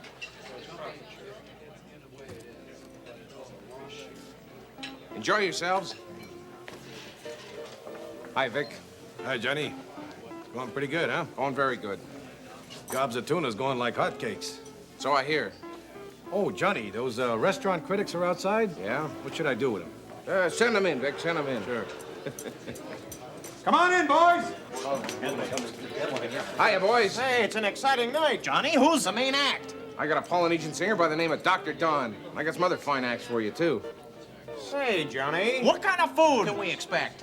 Hawaiian ribs, boys, with that special Molokai sauce. Why, there's your angle, boys. Play up those ribs.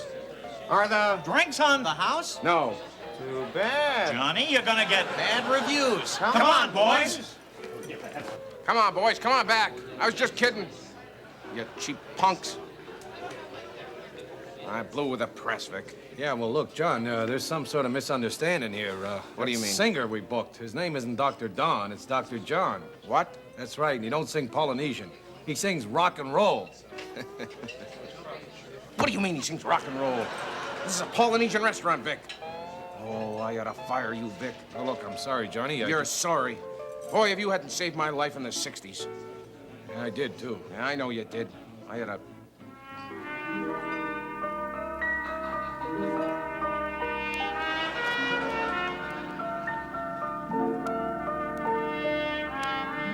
Hey, Johnny. Snap out of it. Come on, the entertainment's about ready to start. Yeah, the entertainment. I do the slapping around here. I gotta go talk to this Dr. Don or whatever his name is. John, Dr. John. I hope he sings some Hawaiian songs. Here she is, ladies and gentlemen, Big Mama. Thank you very much. You're too kind. You're too kind. I'd like to sing a little song that's one of my favorites, and I hope one of yours. Happy Talk. Talk about the moon floating in the sky, looking like a lily on the lake. Now, for the last time, I'm telling you, I ain't wearing no grass skirts, and I ain't singing no tiny bubbles neither. All right, you don't have to sing Tiny Bubbles. I'll give you that. But what's wrong with a grass skirt? I wear one, damn it, and they're manly. Look, I got movement here. You'll need one of those out on stage. Man, the only reason I took this gig is our old Vic Hedges, man, for saving my life back in the 70s. He saved your life, too?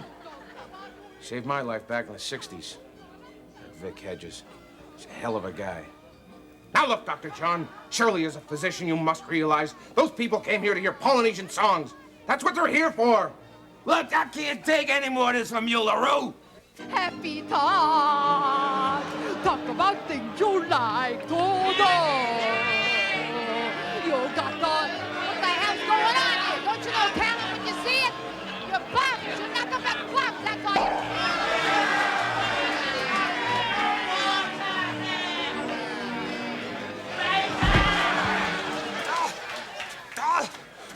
Excuse me, Doc. Thanks. All right, LaRue. That does it. I'm never playing this dive again. Those people out there are animals. Let them lose their souls. Now, where are the ribs you promised me? In the back alley. Go on. Big Mama's hungry. I ought to Big Mama you. She goes, I go too. No, Dr. John, please. This crowd, they're ready for you. They want you. Look.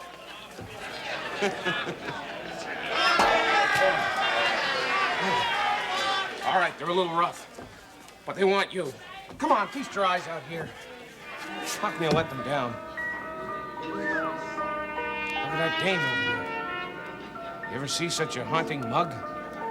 Yeah, I've seen it at a couple of my concerts. Okay, I'll do it. You will. You won't regret it, I swear. Yeah, but first, I want you to take care of these gems. Gems? Yeah, gems. I collect them. Gems? I'll take care of them immediately. I'll put them in a safe place. But first, I'll introduce you. Thank you, ladies and gentlemen. Thank you very much. And now, ladies and gentlemen, the Hawaiian song stylings, the rock and roll song stylings of Dr. John. Come on.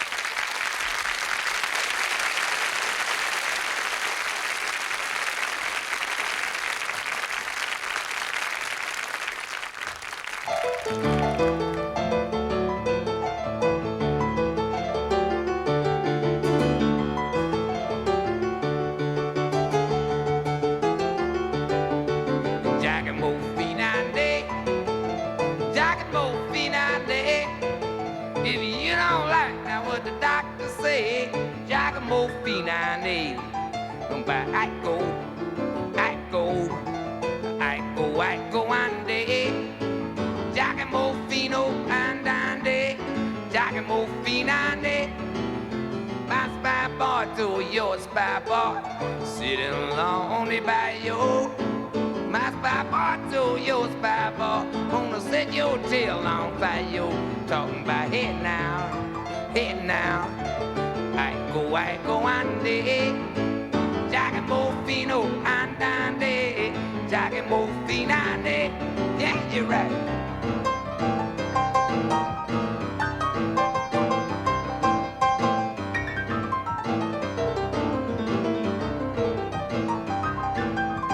We gone down to the back of town.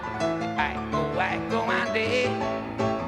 Sure get rowdy when the sun goes down. Jackamo-fine ande. See my queen, she all dressed in red. I go ande. Bitch $5, she gon' kill you dead. Jackamo-fine ande. Talking about head now. I go ande. Jackamo-fino, andande. Jackamo-fine ande. Hey, you're right.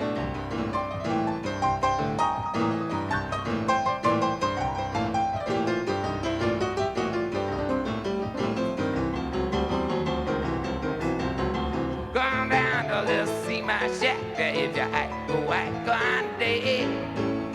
Shoulder to shoulder, humping back to back. Jackamo-fine ande. My queen, she all dressed in green. I go ande. Bitch $5, she's in New Orleans. Jackamo-fine ande. Talking about head now. I go ande. Jackamo-fino with your andande. Jackamo-fine ande.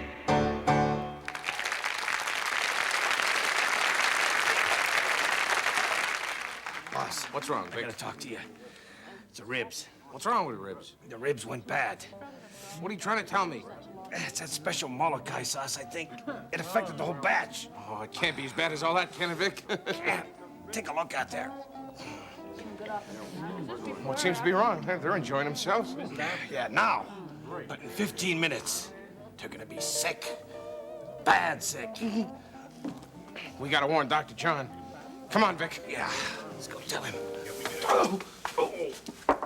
Man, it's the best snack I've had in a long time, man. These ribs were delicious, man. This sauce was cold-blooded, too, man. Yeah, made me feel like playing now. No, you don't have to if you don't want to. Man, I'm in the mood now. Why don't you call it a night, maybe? All right, we gotta work fast.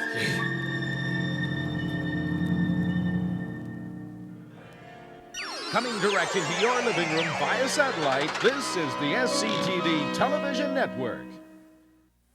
Thursdays at 9 on SCTV, watch the stars shine with veteran Hollywood producer Larry Siegel. Look at the show, look at the show. What are you gonna watch? You're gonna stay home and watch Monday Night Football? A bunch of guys with a pigskin? What are you gonna watch? Reruns with a Fonzie? Come on, you watch? What do you got? Gotta hire a producer for $300,000? I make pictures, sit in office all day. I'll do what I want here. Joining Larry this week will be comedy team Dennis and David. I mean, you guys are funny guys, you know? You come out here, you do 5 minutes. You can't do this 5 minutes all over. You got Griffin and Douglas the same 5 minutes. What happened in Vegas for the rest of your life doing the same lousy 5 minutes? You gotta put together something. Put together a half hour. Put together some characters or something. What, are you gonna stay a team like this for the rest of your life? Put together something, you know? I mean, you come to me, we can work this thing out. You know, you put together a little proposal, I can put you on to somebody. Elaine, get me Marty Abelson at Paramount. You know, you talk to this guy, he'll do something for you. Larry, Marty Abelson on the phone. Tell him I'll call him back. You know, I mean, did I tell you? Shut up and listen to me. Did I tell you I'd get you on the show? Also joining Larry will be special effects artist Mark Greenstein. You don't know. You don't. You see, they don't know. This man is the greatest animator in the business. What are we gonna do? Put up a screen? Want to put up a screen and show you the effects he's done? I'm not gonna do that. What do you want? You want a Mickey Mouse, a Bakshi up here? This man is the greatest. You know, they don't know. The other day, we're talking at the restaurant at Mommy's. What do you? I say, I don't understand. He said, you go to Mommy's on $15 for a bowl of soup. When we go to school, 75 cents for a bowl of soup. What do you got at Mommy's on a lousy $15 for the worst soup in the city? Elaine, get me my mother. You gotta tell you, my mother tell you how to make a bowl of soup. Your mother. Ma. How are you, dear? Ma, fine. Ma, you remember, you know the soup? What? The soup you made, you know, what's the vegetable? There's a vegetable you put in the soup. It's not a carrot. It's not parsley. Turnip? It's not, what? Turnip? Turnip. She puts a turnip in soup. It's entirely different. The whole thing is gonna be. Just boil it with everything. Yeah, Ma, I gotta go. Are you seeing anybody, Ma, I'll dear? call you back. When? Goodbye. You just put a turnip in the soup. The whole thing is a lousy Mommy's on a $15 soup. The whole thing is crap. And Paramutual Pictures Business Affairs Executive Barry Safransky will explain the economics of movie making. Put a lousy stop payment on that check when I'm talking to me? What do you like the numbers? You don't like the agent? That's my job. You call me before you do something like that. These guys are not driving around in Rolls Royce and Mercedes-Benz and Porsches. They're taking a lousy bus to the studios. You don't know. You don't know. Join Larry and his guests on The Larry Siegel Show this Thursday at 9 on SCTV. You know what they say? This addict drinking a poison? He drank poison. I'm not telling you to drink poison. I'm telling you to do a lousy, but a couple of measly writers. A lousy check. You know, I don't. Indira. This Saturday night only at the Akron Civic Arena, Indira Gandhi appears live on stage in her own life story, Indira. Don't cry for me, Raul Pundi. You were supposed to be Also starring Slim Whitman as Punji Guevara. immortal. That's all they wanted. Not much to ask for. I kept my promise. Don't keep your distance. I kept my promise.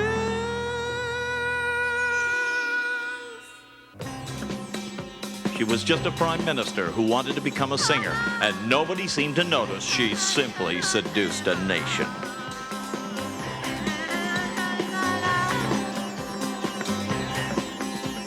Stand up, Raul Pundi. Pico, what you gonna get in me? Just a little touch of. Just a little touch of. Just a little touch of. Star quality.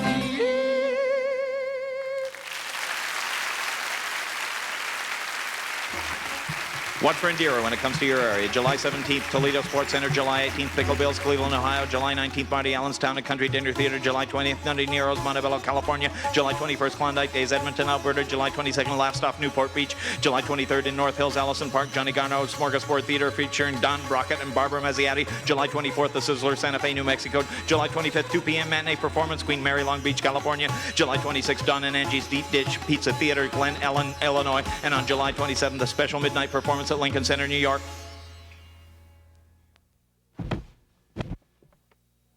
And go.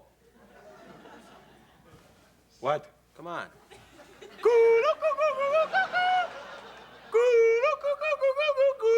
Beautiful. Good day. Welcome to the Great White North, a.k.a. Canadian Corner. My name is Bob McKenzie. It's my brother, Doug. How's it going, eh? Okay, today we're going to talk about traveling. And, okay, like we had to drive a grandma to Toronto, right?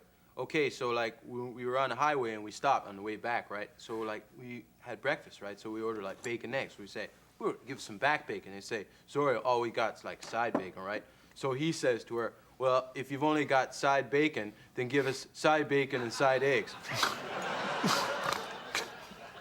So she says, no way, eh? Okay. So like what other things that happened while we were traveling are, we got a flat. Oh, right. Okay. So our topic today is flats. Okay? So like, okay, you get a flat, right? So what do? You change it, right? Okay. What? What else? I'm not contributing as much to the shows anymore. Because I heard we were getting different salaries. Where do you... I'm not talking. Go on, do the show. No, where do you hear that? Good day. That's all I say.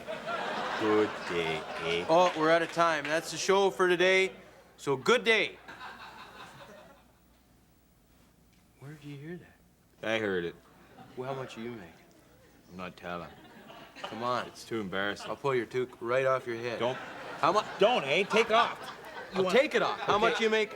How about the red cheek, Oh, eh? jeez. You want the red cheek? You're really low. You hosed me out there, eh? Yeah. Talk about it. Take off. The stars come out on the Sammy Marlin Show, right here on SCTV. This Thursday night at 9, join America's favorite couple, the Rosemans. Honey, come on. Get up. Come on now. Okay.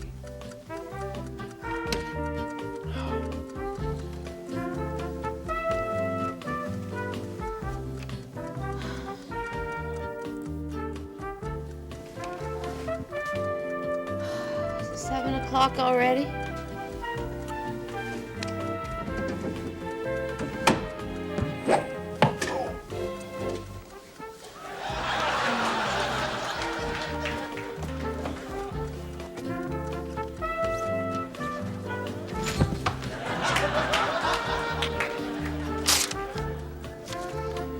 In the hopes that you'll send us a tax-deductible contribution, the orphans of the Narahochi Indian Reservation are sending you this arrow that we have handcrafted.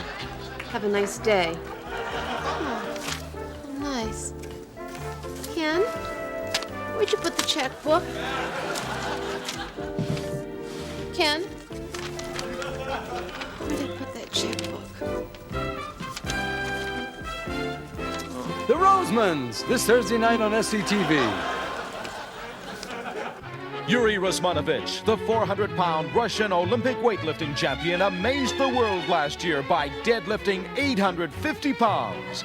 Now Yuri comes to SCTV in his very first television variety special, Yuri, Getting to Know You.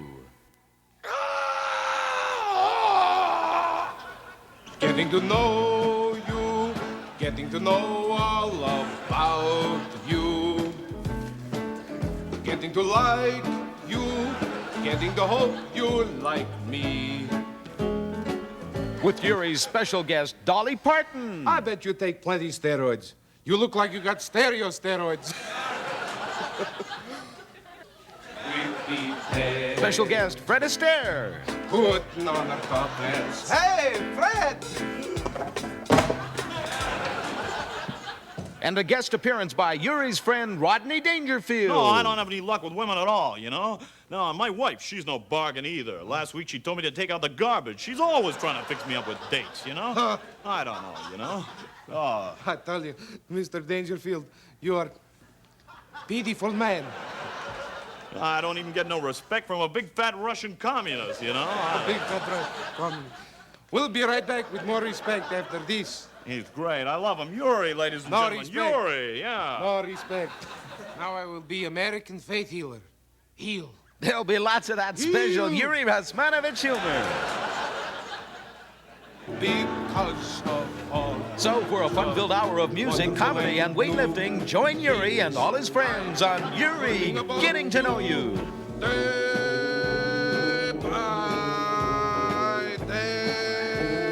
Thursday at 9 John on the SCTV television network. Coming this fall on SCTV, G. Gordon Liddy, Will, the movie. Another time I had the president's ear, I showed him how to hunt chipmunks with an Ingram MAC-10 submachine gun. I say we string him up with piano wire. No. Well, another thing, this Sandinista thing in Nicaragua, they're getting out of hand. What do we do with this samosa? Option, sound off. Haig? I say we support the opposition party. Henry? I say veto. Gordon? String him up with piano wire. Look, either we're in this for all the marbles or we may as well forget it. No, another thing, we have these two cub reporters from the Washington Post, Woodward and Bernstein. Steve. They're trying to dig up the dirt on this Watergate caper. Options. I never read the Washington Post. I find the print to be too small, and there are not enough pictures. I say let's talk. I say we get some agents to plant some top-secret A-bomb plans on them, turn them over to the military police. It'll blow their national security clearance. Great idea. Great idea, Gordon. Then string them up with piano wire. I don't think so. Look, another thing. We've got to deal with these. Come in. Food's here. Oh, goody. Chow time, USA. Who's in charge here? I am. Put that down here. Oh, sorry, there you go. All right, who had the turkey? Haig, you had the turkey. All right, Henry, what did you have? The local blitz. Local blitz, coming up. All right, and Gordon, you had the rat burger. And I had the fish. And let's see, who had the slaw? Who had slaw? Henry, you have slaw? Okay, and who ordered the fries? Haig, okay. And let's see, Gordon, you had the rat popover. And I have the gherkin. And let's see, who ordered dessert? Not me. We've got an apple brown ratty here. Who ordered? Come on, somebody, gentlemen, ordered an apple brown ratty. Who was it? Gordon, was it you? No. You can burn my hand till the cows come home. And I'll never admit that I had the apple brown ratty. Come on, you want to burn my hand? No, that won't be necessary, Gordon. That won't be necessary. We'll cover it. Gordon, is there any money left over in that slush fund? Got 100,000. You got change for 1,000? No, I don't. Here, keep it. Oh, thanks kindly. Oh, big tipper. What a bunch of humorless guys. I was just kidding. I ordered the apple brown ratty, but only because they were out of cherry cheese rat cake and rat cobbler. G. Gordon Liddy, Will, the movie. Stay tuned for more music from Dr. John on part 2 of Polynesian Town. This is the SCTV television network. The comedy continues on SCTV Network 90. Here are some scenes from part 1 of Polynesian Town.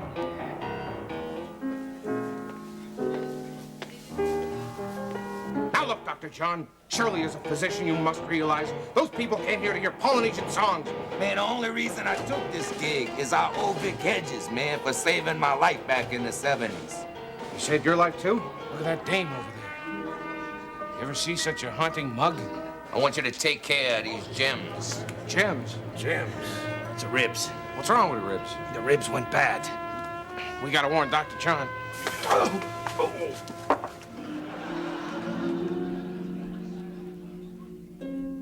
And now part 2 of Polynesian Town.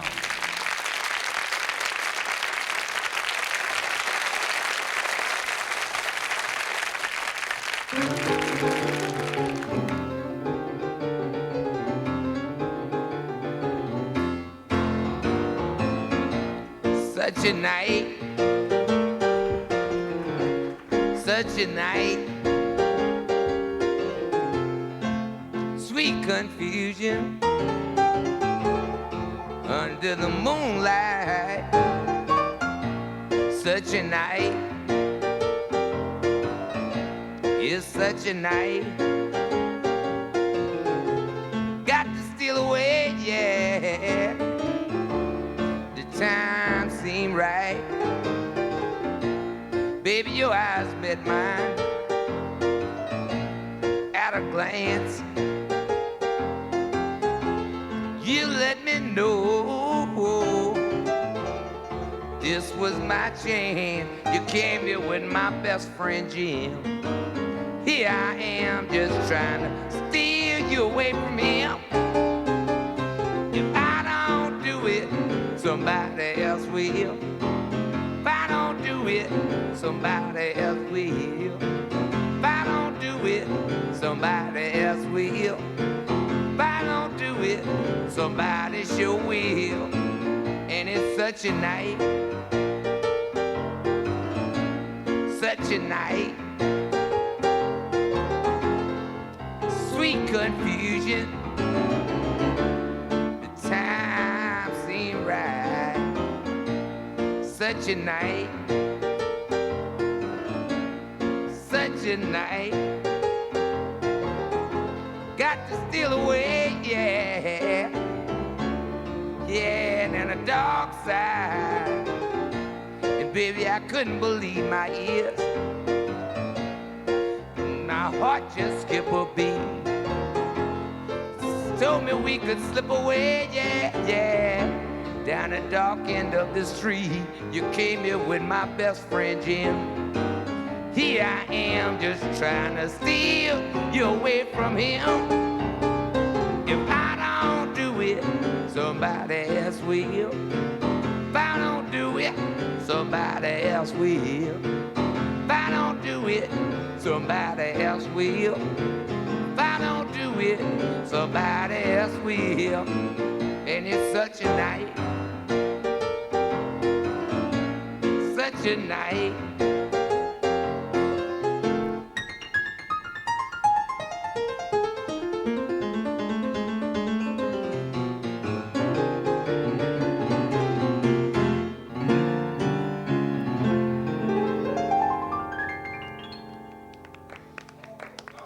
Thank you, thank you.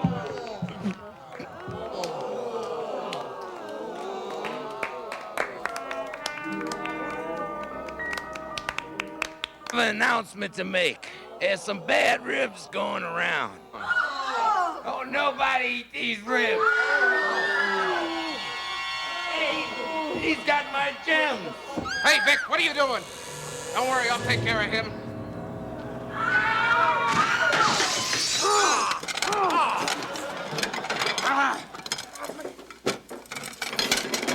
You okay, Chuck? I'm okay, Johnny. Nice hair. Stop with the hair! All right, come on, let's go get him.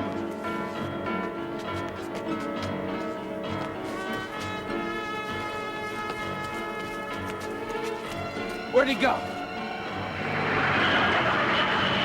Johnny! Dr. John! Look out!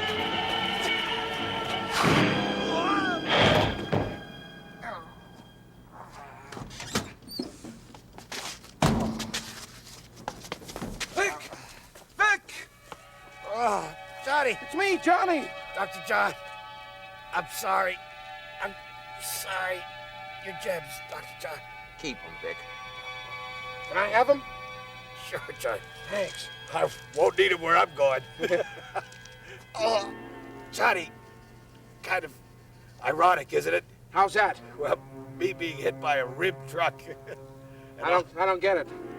Well, you know, I tried to kill everybody by poisoning the ribs, and then I was hit by a rib truck.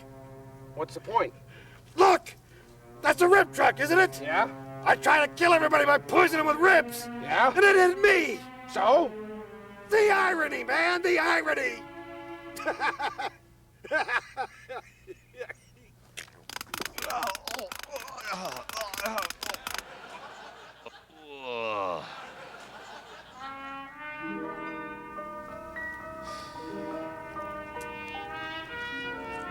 There's that mysterious dame again. Say, who are you? What do you want? Are you talking to me? Dr. John is really talking to... Finally, I am in the right place at the right time. I can't believe... Please take me to your Tango Palace and shower me with gree-gree. Please, I love you, Mac.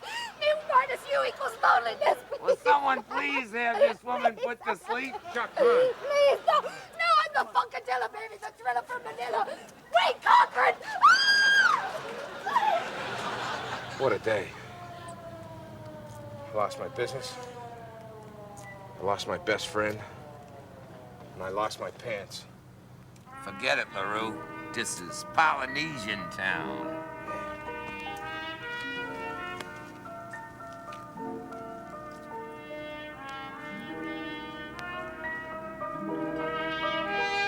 All right, back up there. Come on, back up. Come on, back up. Go on back up to the sidewalk. Did you get that irony bit? With the ribs? Come on, home. Don't you have homes to go Yeah. to? Maybe you could explain it to me. Well, you know, like, I mean, he poisoned the ribs and he got hit by a rib truck and died, you know? I mean, it's ironical. And, you know, he was dying, you know? He was like on No, I saw that. I understood that part. You know, it's like, the ribs, you know? Yeah, I don't know. Maybe it's me. It's been a long day. Yeah. Maybe you could give Vic a big send-off. No. He'd want it cheap. Yeah, he was always a cheap guy. But he'd save your life in a minute. But he'd also try to stab you in the back real fast, too. That's Vic for you. Yeah. It's not cheap American entertainment. It's the British Film Festival, next on SCTV. Coming on SCTV, the British Film Festival with Sir Ben Bum. Hello, I'm Ben Bum. This week, SCTV will be presenting some of the finest films from the British cinema. In the days to follow, you'll be seeing a collection of award-winning films superbly crafted as only the British can. This week's classics deal with the uniquely British theme of the angry young man. On Monday, SCTV will present Look Back in a Bloody Rage, the shattering story of Billy Paget, a young man fighting to escape the numbing influence of his working-class environment. You're late, son. Shut off, Mum. You mind your language with your mother, son. Where the hell have you been? You've been gone 2 days. I've been in jail since Tuesday. Again, son. Why? I cracked Jack Pip, conductor over here, for charging me 3 and 10 to ride the number 14 bus from Pudsey to Bartley. Don't it, Conductor Billy, or you can't ride bus no more. I don't need to ride bus no more, Dad.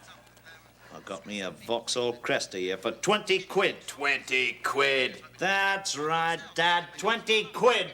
More money than you'll see in a bloody lifetime. Sitting there in front of telly, waiting for your number to come up on the flipping pools.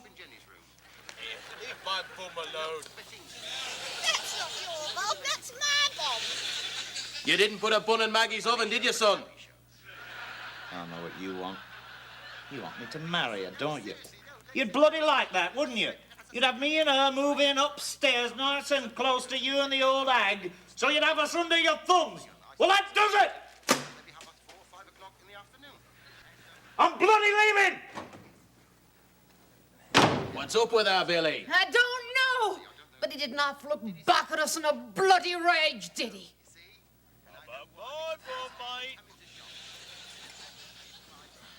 Did he? No! Then, on Wednesday, it's The Loneliness of the Long-Distance Mum, the searing story of Billy Bailey, a young man desperately fighting to escape the numbing influence of his working-class environment. I think I am pregnant, Billy. It's not going down like you said it would. Shut up! It's an hysterical pregnancy. You're just making it worse by worrying about it. I am not. Bloody hell. Bloody hell. Bloody hell. Here! Where the hell have you two been? We've been to Blackpool, to the beach. It was a grand day after it stopped raining. Sun came out for about 15 minutes. Our Jack here got a bit of a burn. Sit down, you two. Oh. Fine couple of mates you are. Leaving me all alone here with me scrag. Hey, looks like old Maggie's got a bun in the oven. He says it's an hysterical pregnancy. Yeah, you should make an honest woman out of her, Billy, and marry her. Shut up! You'd like that, wouldn't you? Then I'd end up like old Arthur and B. Jenkins dancing over there. Couple of bloody old jokes they are. Spend their whole lives making no money, choking on shepherd's pie and black Newcastle ale, and they'll ride the number 27 bus to the bloody grave. Well, that does it. I've had it. I'm leaving. Here, Billy, I run all the way from home to tell ya Tom's got you a job at the kilt mill. I'll have no job making kilts for no flippin' Scotsman. Shove off, Mum! Hey, what's got in our belly? It's what's got into me that I'm worried about. Here, Maggie, let's the three of us have some fun. Can't do any harm now.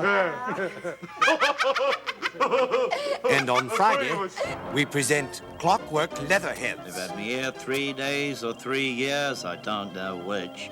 Watching pregnant birds, eggs and old cows making fish and chips. Dipping it in and out of a bloody batter. In and out, in and out. It's making me bloody sick. Stop it! Stop it! What's wrong, Billy? I'm gonna be sick. Oh, nonsense. Fish and chips are good for you, lad. The bread and butter of the working class, eh? We're not asking you to do anything we wouldn't do ourselves. Is there any vinegar for these chips? There you go. But all these pregnant women, and fish, and Ludwig Bloody Van, it's not right. It's psychological conditioning, Billy. You're antisocial and violent and hostile. Small bloody wonder the way everybody blames me for everything under sun. You'd think from the way they rave that I'd put a bun in everyone's oven. You've put a bun in my oven, Billy. In a pig's eye, I did. You're just like rest of them, dumping your rubbish on me and my life. You'd have me here cradling brats wide with plugs till I bloody die. I'm afraid we'll have to ask you to stay, Billy, until you start thinking like other Britons. I do. I swear it. I've changed. I've reformed. You fat cow! Leave me alone, or I'll smack your head like a sugar bowl. Come on! Come on! Well, there you have it. 3 of the finest films of the British cinema. Certainly far more interesting than any of the other cinemas. The French cinema, the Italian cinema, or the Swedish cinema, or the Indian cinema. The American cinema. The American cinema. Not nearly so boring as the American cinema. Who do they think they are? The American cinema with their boring ways and blown up. They're so bloody blown up. They think the world's a bloody oyster. Well, I'll tell you what they can do. They can shove it after they can... The British are indeed coming this week on Sctv. Next on Sctv, it's all-night video DJ Jerry Todd. I've got your picture. I've got your picture. I'd like 1,000,000 of you all around my cell. I want the doctor to take a picture so I can look at you from inside as well. You get me turning up and turning down. I'm turning in and turning round.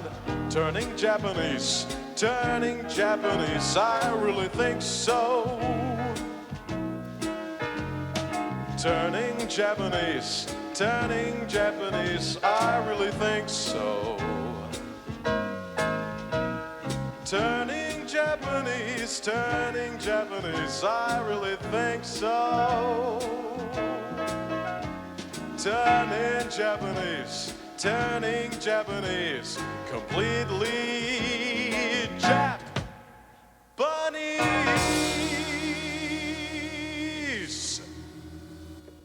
Hey, I like that. Some beautiful video from Tom Monroe from his latest disc entitled Tom Monroe on a New Wavelength. And that's a pretty thing called Turning Japanese. And a good morning to you. Welcome back to the Jerry Todd Show here in the wee small ones of a Saturday morning. We've got some fine video for you this morning, as well as another incredible contest cash call, and a lot more. It's all for our friends at Crazy Highs, 4650 Lansdowne Avenue, and Jerry Todd will be right back in just a sec. Every TV made, every recorder too. We got big screens, little screens. How about Subachi's in a 3-in-1? You can't get a better deal. Special this week, 17-inch TV, $17. 19-inch, $19. We got acres of TVs, the biggest video warehouse in the world. Crazy Highs, 4650 Lansdowne, near Pape. Don't touch that dial. Coming soon. the most incredible contest ever. Your chance to win cold, hard cash. Keep watching. I always watch the Jerry Todd Show. Jerry Todd. And a good morning to you in the wee small ones of a Saturday. And we've got the request lines open on the Jerry Todd Show, and let's see who's there. Good morning, how you doing? Hi, Jerry, I'm fine. You? Pretty good. What can we do for you this morning? Could you play Mission Impossible? Which episode would you like to see, my dear? I don't know any of them. Oh, could you play Stairway to Heaven too, Jerry? Okay, we'll try and get that for you. Thank you for calling. Request lines are open anytime here on the Jerry Todd Show. And we're going to play the incredible contest in just a sec. Right now, though, some new video. This is from 5 Easy Pieces. Take a look at this.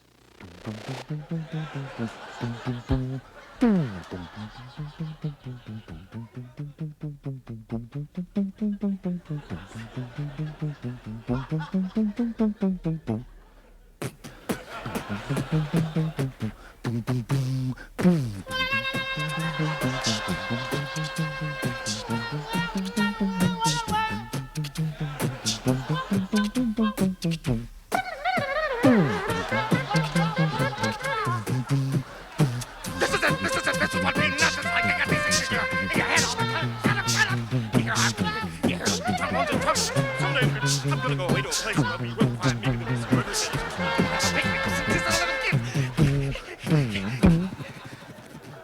Thank you. Thank you. Thank you. Shut up. Thank you. Thank you. Hey, that's terrific. That's from 5 Easy Pieces. And it's called My Head is Spinning. Right here on the Jerry Todd Show here this morning. And we'll play the incredible contest in just a sec. But right now, a little business to take care of. I always watch the Jerry Todd Show. Jerry Todd weather. And it looks pretty good, it does. It is going to be cloudy. Don't think it'll rain, though. Let's check the low right now. Overnight low of 45 degrees. That's a little on the chilly side.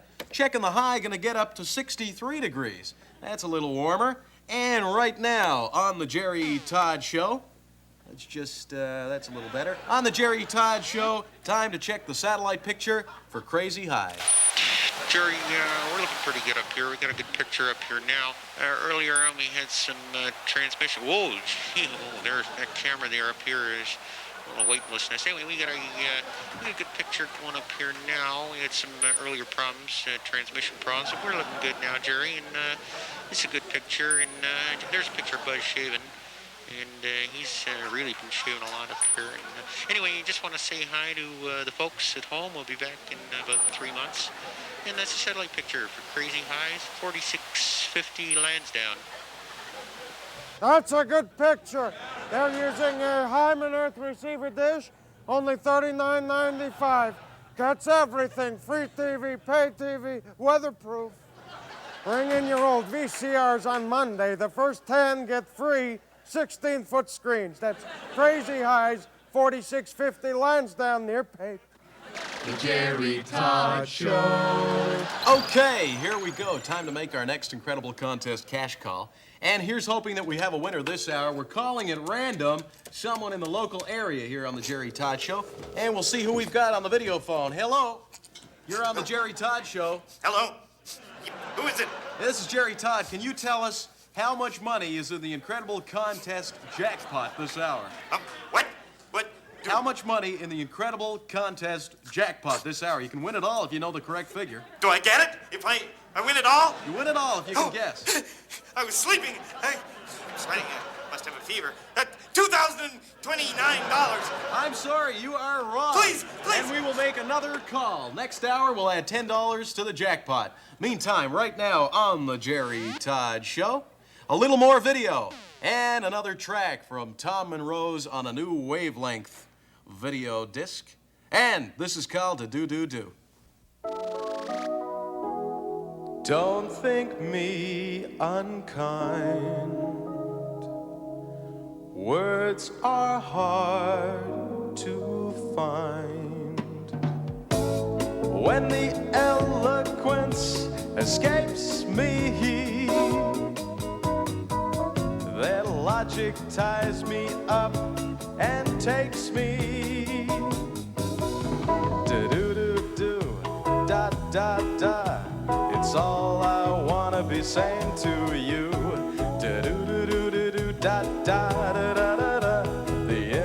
innocence will pull me through.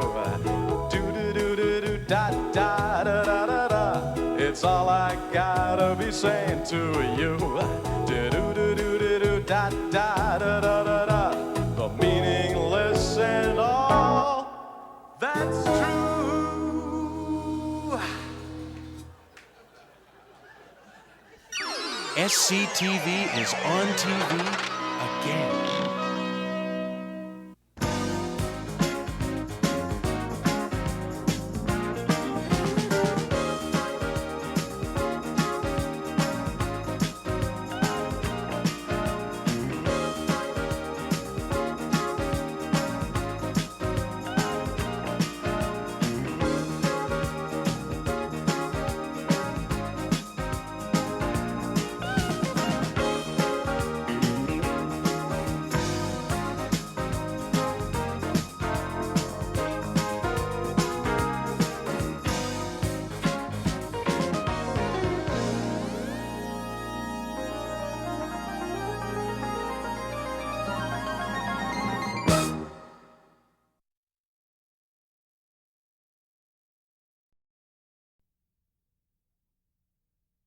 I think, was that when we first went on NBC? Was that the meeting? No, that was the very last one. It was the last one.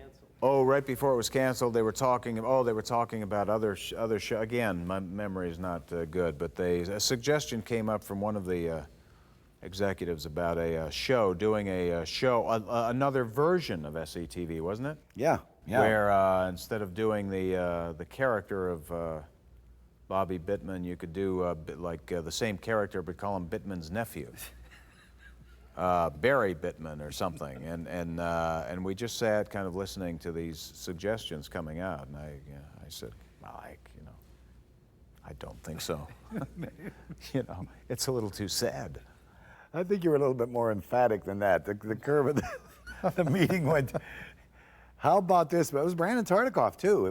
We were in his office, and we were informed that the show was not going to be shown in its time slot. He was offering us a new one to go up against CBS 60 Minutes, which was a powerful... Oh, Sunday night, that's right. Sunday night. Yeah. And it was kind of like the family hour, so he wanted to make SCTV into a family kind of show. And so we were to play characters, perhaps, that maybe they weren't that good, but they were younger versions of that character. And Gene said, well, what do you mean by that? And he says, well, Gene said, yeah, could I'd still be able to do Bittman. And Brandon said, no, but maybe you could do Bittman's nephew. That'd be good. And then Gene said, yeah, that'd be good, but maybe I won't do Bittman's nephew. Maybe I'll do Bittman. And that was about it. Okay. Over. It was sad. There's something very sad about it, but I don't know. You know what was sad? Was I wanted to go after, I wanted to keep SCTV on the air at so any much. Cost. Yes, I was willing to consider it. I was willing to consider it. I just thought, well, maybe we could make it work as a sort of a childish. Wow. Never. Well, we were good. We could always make things work. No matter what. We'd be given a premise and we'd make them funny. I guess I wasn't too popular that day then. No. As it turned out, no, it was a good choice. It was good. That's what everybody was feeling. Yeah. You vocalized it, but I think you got on Brandon's shit list there for.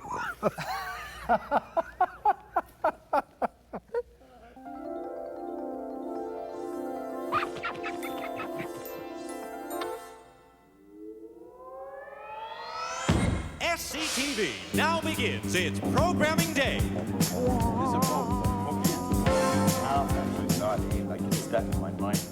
Yes, SCTV is on the air.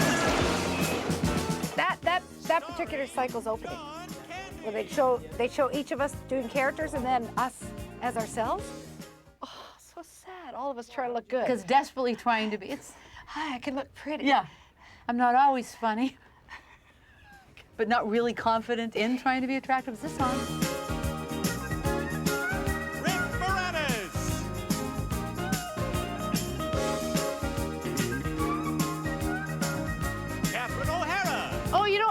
just making fun of each other during that. Yeah, we all stood off the side like, yeah, you look good. Everyone did that to each other. You can see Dave stand there going.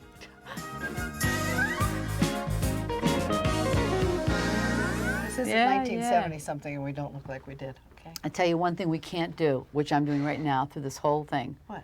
Profile. Yeah, I know. Okay, so I have to do. Oh, the old days when you didn't care. I know Oh, you that didn't side. care. Well, Yeah, exactly. Or this kind of thing. Too sad. Let's not talk about this. Guys won't talk about how they look. Yes, but I always Yet want they somebody should. to really talk about when you've seen old clips and then it cuts to, you know, you 25 years later. Don't you? Because, you know, the audience is like, oh my God, what the God? Whoa! She looks good. So let's get that out of the way. We were quite content to live in the world of the absurd. And I guess, in a way, the Monty Python show had helped kind of blow out the normal restrictions of time and place. I mean, we knew we could go anywhere, or characters could intrude it from one reality to another. Classic example being the Chekhov play. We did a very serious theatrical parody of Chekhov, and then they're waiting for Chekhov, and then Mr. Chekhov from Star Trek arrives. They beam down into this Russian drawing room drama. Captain! Captain! Chekhov! You've come! The good doctor is back. Dr. Chekhov is here. Dr. Chekhov. There must be some mistake. I'm not Dr. Chekhov. I am Mr. Chekhov. Sometimes we had to squeeze, you know, a stage piece in if we were really strapped for writing time. And a lot of times they just didn't work as well because they're stage pieces. And of course, when we perform them at the same energy level that we would on stage, because that's what we were used to doing. They didn't work as well. But the news piece was a great television adaptation because it was TV that we were doing on stage, and when we just put it in the show, it worked pretty well. I mean, we started in show 1 and went right through the 8 years of the show. Fierce fighting erupted in the Middle East today as Israeli jets bombarded Arab positions along the Palestinian border. The heavy casualties, 600,000 of them, make this the worst disaster in Mideast history. Earl. Small fire broke out in a health food store on King Street early this morning.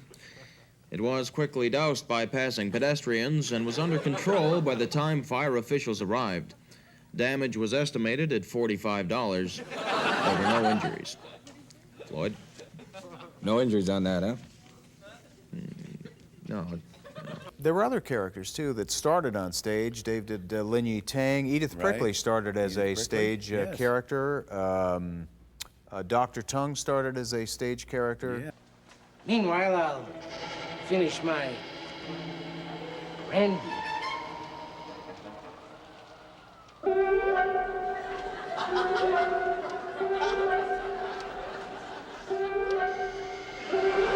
The Maudlin Show started as a stage piece that we did in the Second City Theater in Pasadena. Now, the press has been taking too many liberties lately. I am sick and tired of the press coming down on this town.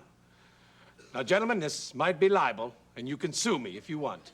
You know where I am? I'm right here in this chair. But I'm going to tell you something. Gentlemen, if... Funny man, Funny! Listen, ladies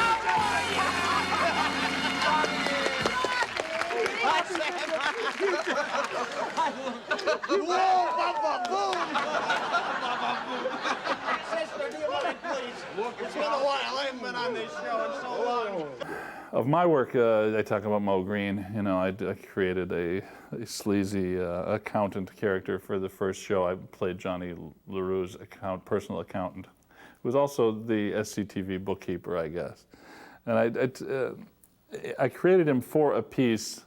I wanted to do a left-wing accountant. I thought the idea of being a socialist CPA was somehow funny. Good morning. The program is Sunrise Semester. The course is Essentials of Bookkeeping, and I'm your instructor, Maurice Green. Now, if you were with us yesterday, you remember we were talking about debits, and you want to be especially careful when you enter the debits in this column, because at tax time, you know your employer is going to want to claim all those big tax loopholes and special tax shelters that aren't, of course, available to poor and middle income people, but which you know he's going to want to claim in dodging his fair share of the cost of keeping this economically oppressive society running. What? More than anything, this was the best group of people I'd ever worked with and the nicest group of people, and we just had so much fun creating this stuff sitting around the table. There was a lot of group writing, and it was not competitive. It was always cooperative. It has always been kind of a case of numbers. Yeah, there's 2 girls and 5 guys or whatever at certain points, and then any extra writers they would bring in were always guys, and so there was 15 guys in the room and the 2 of us, and so you're just gonna. It's just natural. If it was 15 women, they'd be going on about some subject that would exclude the guys.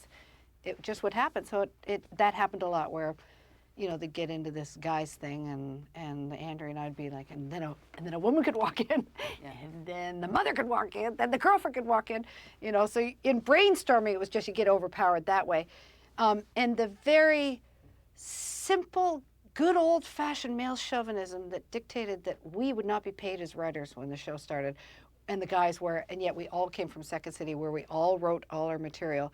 That is just pure old-fashioned male chauvinism, which,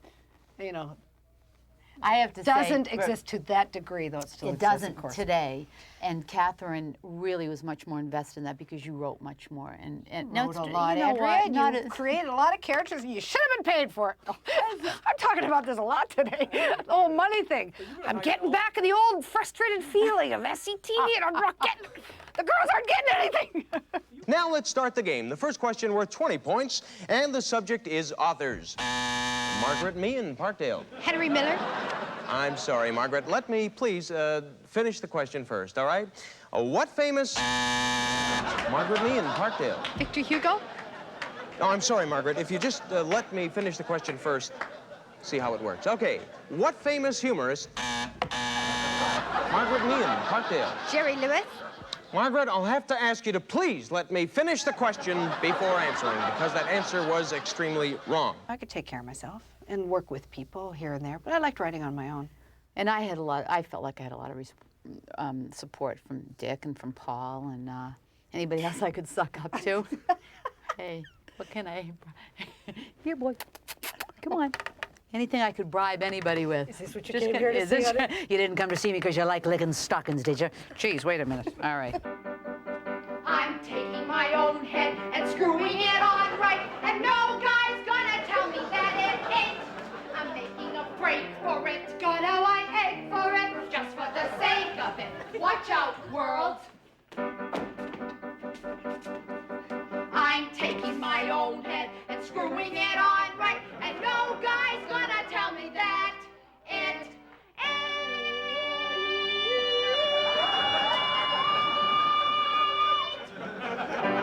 I met Hope, who the first time I met him, he didn't. I showed him several sketches that I'd done my impersonation of him.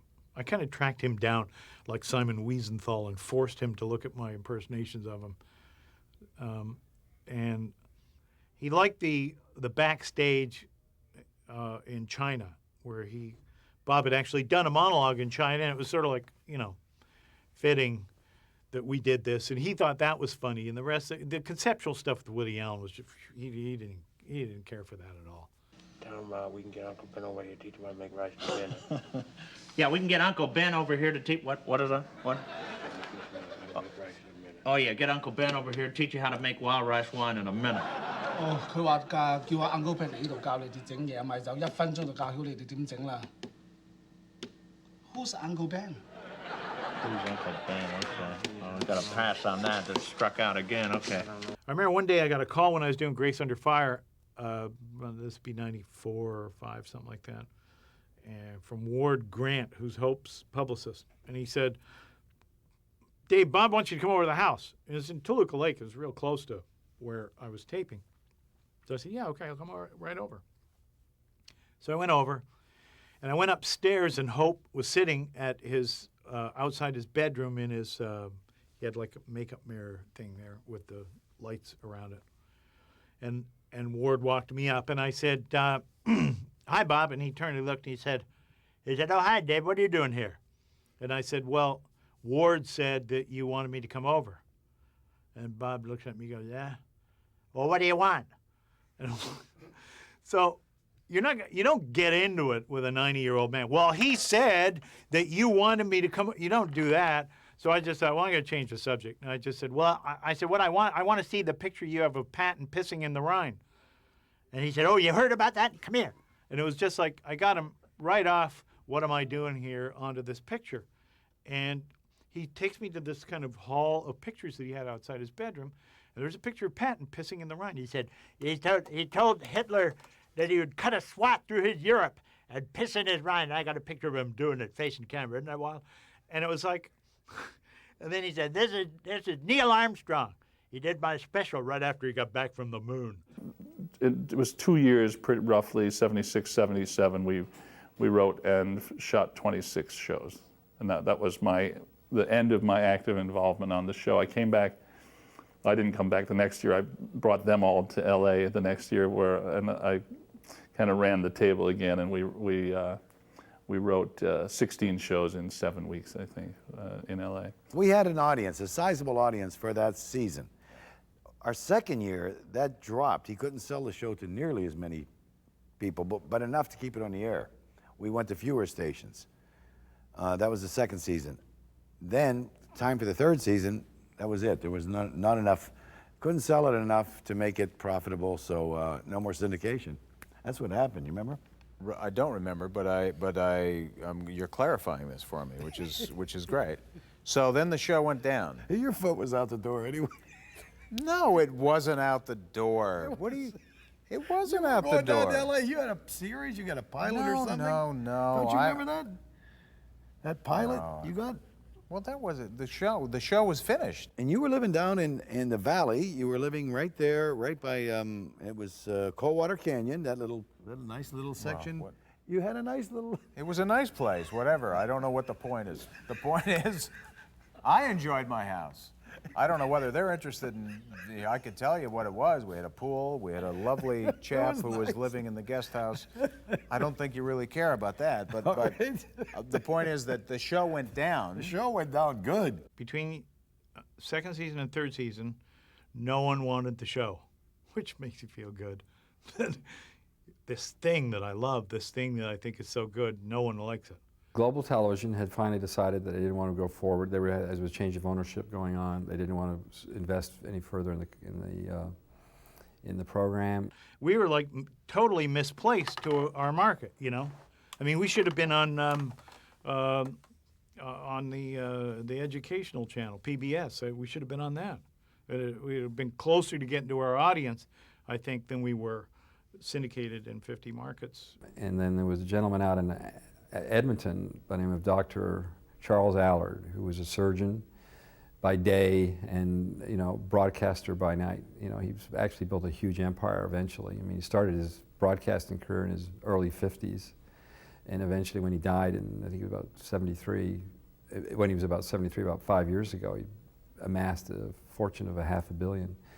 And he wanted to, this show was getting, in Canada, it had definitely gotten a certain profile and became an important piece of Canadian television broadcast because there wasn't a lot of programming of its type. So he was prepared to, he said, if you come out to Edmonton, and I'll again match what you're doing at Global, and I'll put all the below the line in, and anything that we get from the United States, we'll put to the above the line. So we all trotted off to Edmonton. Andrew came down to visit us and said, you guys interested in going up to Edmonton to do a show? And you, of course, had that swimming pool back in LA with the house in right by Coldwater Canyon there. Yeah. What is that area called? It's a nice little area with a cul-de-sac. Studio City. What? Studio City. It was like kind of like Studio nice City, was area. it? When we started season 3, John Candy was doing big city comedy for CTV in Canada. Catherine was taking a year off, and Andrea and Eugene were in LA trying to get in sitcoms. So we didn't have enough cast for the show. And we're going to Edmonton. And so Andrew said, find some people. So Joe brought Tony Rosato and Robin in. And I met Rick at some party and thought he was really funny, and so I brought Moranis in. This is Jerry Todd. You know, I watch a heck of a lot of video here at the homestead, and I just don't seem to have the time to get into the kitchen and whip up a good home-cooked meal. That's why I'm pretty excited about a new series of cassette video dinners from the folks at Videotech. They're kind of like TV dinners, but in a half-inch format, and they're almost an aphrodisiac for the video lover. Take a look-see. This is a Christmas Carol video dinner. It stars Alistair Sim, eggnog, turkey dressing, cranberry sauce, the whole shooting match. Why, it's even got a candy cane for dessert, and of course the cassette right here. Just put it in the video dinner cassette machine, watch and eat. I've got here the Shogun Sushi video dinner, Godfather 1 linguine, Godfather 2 cannelloni, meatballs, I kind of like that one, and on the list goes. So don't think popcorn when you think video. Think Videotech's video dinners. Have one on me, I'm Jerry Todd, and as soon as my white toast is ready, I'm gonna be watching Ordinary People. I only did the shows when Andrew called me to say, do you want to come up and guest on some shows? But beforehand, I had no intention of going back. I just thought it was too pathetic. So the idea of working in this little thing. But I did go up and guest for a couple of weeks, and when I got up there, I saw how the production had just. It was amazing. We'd never had production like this in Toronto. It was, great direction, great lighting, great sets. I mean, it really looked dazzling. And once I got up there, I said, "Whoa, this is good. How do I stay on?" Yeah, you hit the ground running. You just picked right up where you left off. You were bossing people around. And that's it. Well, it's. No, he did. And I got to say, you remember? Do you remember? But it was, it was the scene that was the funny was the Abbott Costello scene. That was you remember that? The Who? Well, you were, yeah. Abbott Costello. Don't you remember that? That was, I really thought that's where we sort of really got going. Was that the Who and the Abbott Costello? What was that scene? It was the Midnight Express special, something like that. You remember? I do. I'm just trying to connect it to what we were just talking about. Because it was a moment. It was a moment in time. I'm getting a migraine. Oh. It was a moment in time that we were all sitting there in Edmonton in the writing office. This is like doing an interview with like Timothy Leary in his heyday or something. It's. From Istanbul, Turkey, it's the Midnight Express Special. Thank you, ladies and gentlemen. You know, Lou and I were thrilled when they asked us to host the Midnight Express special here in Istanbul. Now, Lou, this is your first trip to Europe, isn't it? Yes, it is, Buzz. You like turkey? Oh, you know me, I love turkey. I love turkey with stuffing and gravy on the side. I love Turkey, the country. I wouldn't call it a turkey, Buzz. We've only been here a couple of minutes. Oh, cut it out. So we had parodies going of Abbott and Costello, Midnight Express, and the Midnight Special. Yeah. And it all came together, though, strangely enough, really well. And that was a defining moment for me in Edmonton. I thought, oh, man. Remember? Were you in that scene? I had left. You'd left. Of course you did. I took off. You took off. You were in a bar. You were, we were working our asses off in that scene. And you were just, at the time, you didn't think it was so great. I did, too. I loved that scene. I just left. I left early that season. Ah. Had to go to Italy or something? Maybe. All right. I think Edmonton added to the creative spurts that we had. Yeah, we weren't at home, so we had nothing else to think about but the show. Right. And to be with each other, and just anytime you're together, you're trying to come up with more ideas for the show. And also the crew had only done a cooking show, the news, and brick warehouse commercials, they said. And so they were so excited about being able to do something that gave them more variety in their work. And they were just the most enthusiastic, youthful, excited people to work with. It was great. And I think because Edmonton also isn't a large city in Canada, and it was really a city that was growing also, I think it was a nice blend of us starting out and I don't know if Edmonton's going to want to hear this, but I think it was, you know, it's a city that was it was just starting out, because I know I know nothing about Canadian history. Edmonton, I think, was it was settled in 1981. It had just been born. Yeah, just been born, and we It was arrived. just a few months old when we arrived. One day, we were talking about SCTV and would love to be on network, and I said, I want to call up Brandon Tartikoff, the head of NBC, the man who he just slighted so terribly with it, shooting him down with his ideas. Anyway, Brandon, I said, I'm going to call Brandon Tartikoff, and we called his office, and we actually got through. Remember that? I said, Joe Flaherty wants to talk to Brandon, and he got on the phone, and I was thrown because I didn't think he'd answer, and I just said, hi, Brandon, it's Joe Flaherty. We sure would like to be on NBC. I told him we'd like to be on it. He says, oh, really? Is that so? Well, it just so happens that we're talking about that right now. So I'd like to take credit for us getting on You NBC. didn't know they were in discussions with NBC at the time? No, I didn't. I didn't know. You just out of the blue decided to call Brandon Well, Tartikoff. yes, because Andrew never told us they were in discussions with NBC. So anyway, I called him, and he said, yes, we're interested. I know he didn't say that. He says, we're discussing it. Then I found out afterwards that, you know, that phone call. Is That what did it. Weasley phone call got us the job on NBC? That's it. He liked the way I was subservient to him. He liked the way You kind of set the tone, didn't yes, I did. I didn't challenge him on anything. No. I didn't call him. I didn't imply that he had bad ideas. I sucked up to him. Well, we all owe you a big debt of gratitude. Hey, taxi! Why you? What Marty brought with him was so much energy and enthusiasm that, you know, at this point, round about our second to last season, you know, we were kind of getting tired, and it was Marty's energy and just positive vibe and attitude that kind of picked everybody up, and now we had to kind of come back up to his level, you know? Yes. A perfectly good day ruined, right? Wrong. Not with Ronco's new shower in a briefcase. I know what you're thinking. Sure, he's clean, but he's still soaking wet. Well, not for long, because I ordered early enough to receive this special bonus attachment. Ronco's new blow dryer in a briefcase.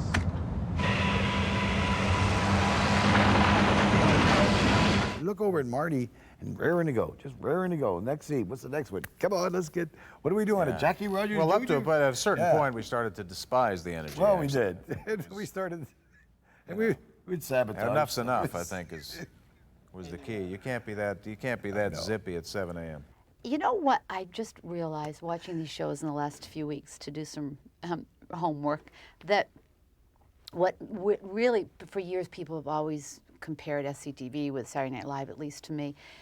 And what I really realized was we never had to hold for laughs, or we never thought about laughs, or never thought about the punchline or the joke, because there was a crew that had to be silent because we were taping it. I think that really influences the tone of the piece a lot. Yeah, you don't play for the laugh. Right. You hope you'll get one eventually, Right. but you have no sense of it because the show was on so much later than, you know, you do a piece and then it would get into a show somewhere, and you might catch it on TV or you might not, and then somebody will talk to you about it months later and you go, oh, you like that? Great. Right. You know, it's like, oh yeah, this show's actually going out to people. Okay. At 3 in the morning. Brandon essentially liked our cast. He liked the talent in our cast. He liked all of us. Yeah. He wanted to put us in Saturday Night Live. He wanted to do Saturday Night Live with us. Yes, He I wanted heard to that get at rid one of that point. cast, yeah, Yes. Well, and that was put us- 1981 during Yeah. the kind of Gene Domanian era of the, Right. just when the original cast had left, right? 1979 or Right. something like that, and the new cast came in, new producer. Yeah. I did hear that they wanted to put us in the Saturday night 11:30 time slot. Oh, no. Not to take over the show. Oh, I heard it was to actually do the show in New York, us with a cast. Ladies and gentlemen, Gene Levy. Joe Flaherty, it's Saturday. I got first billing? Yes. Oh. I thought we were always the poor cousin to Saturday Night. When I was doing the show, we had no known sponsors. We had no network. We had no production company beyond Second City that we were responsible to. I mean, Global TV, I guess, had money in the show, or they lent us. There was some trade out of facilities or whatever, studio space. But there was really no one creatively to answer to except ourselves and our producing partners, Bernie and Andrew and Sheldon. So in a way that left us, it was kind of unstructured as far as satisfying anyone's expectations. So we just pleased ourselves. What we thought was funny went. And I think that led us to a kind of comedy that was later acknowledged, even by people at Saturday Night, as being slightly more inspired or freer or smarter or something. Saturday Night people always paid lip service to SCTV, saying we were really the funny show. But it was a little like, you know, being the comedians or playing to the band in a certain way. The audience might not have gotten what we were doing, but other comedy people seemed to really appreciate it. And real hardcore comedy fans knew every scene that we did, and still to this day I get a lot of feedback from that. We developed a good following. I'd say a good following. One time, I think we were getting a little bit too cheeky or mouthy with him, or we just kicked out one too many producers, and he sent up the ratings, you remember? Just to humiliate us. Brandon sent up the ratings of the show, the overnights and the ratings. Yeah. Yeah. And letters. And you remember that? It was a pile of letters people wrote in to NBC. What is that crap you got on Friday nights? Boy, that's sure. Yeah, that was. Well, I'm glad he was on our side. I have no idea what the SCTV legacy will be because I was in it. I leave that to people who design and develop legacy theories. Is that short enough for you? If we laughed at it, we knew it was funny. It didn't matter whether anybody else laughed at it. So you know, you buy the premise, you buy the bit. Uh-huh.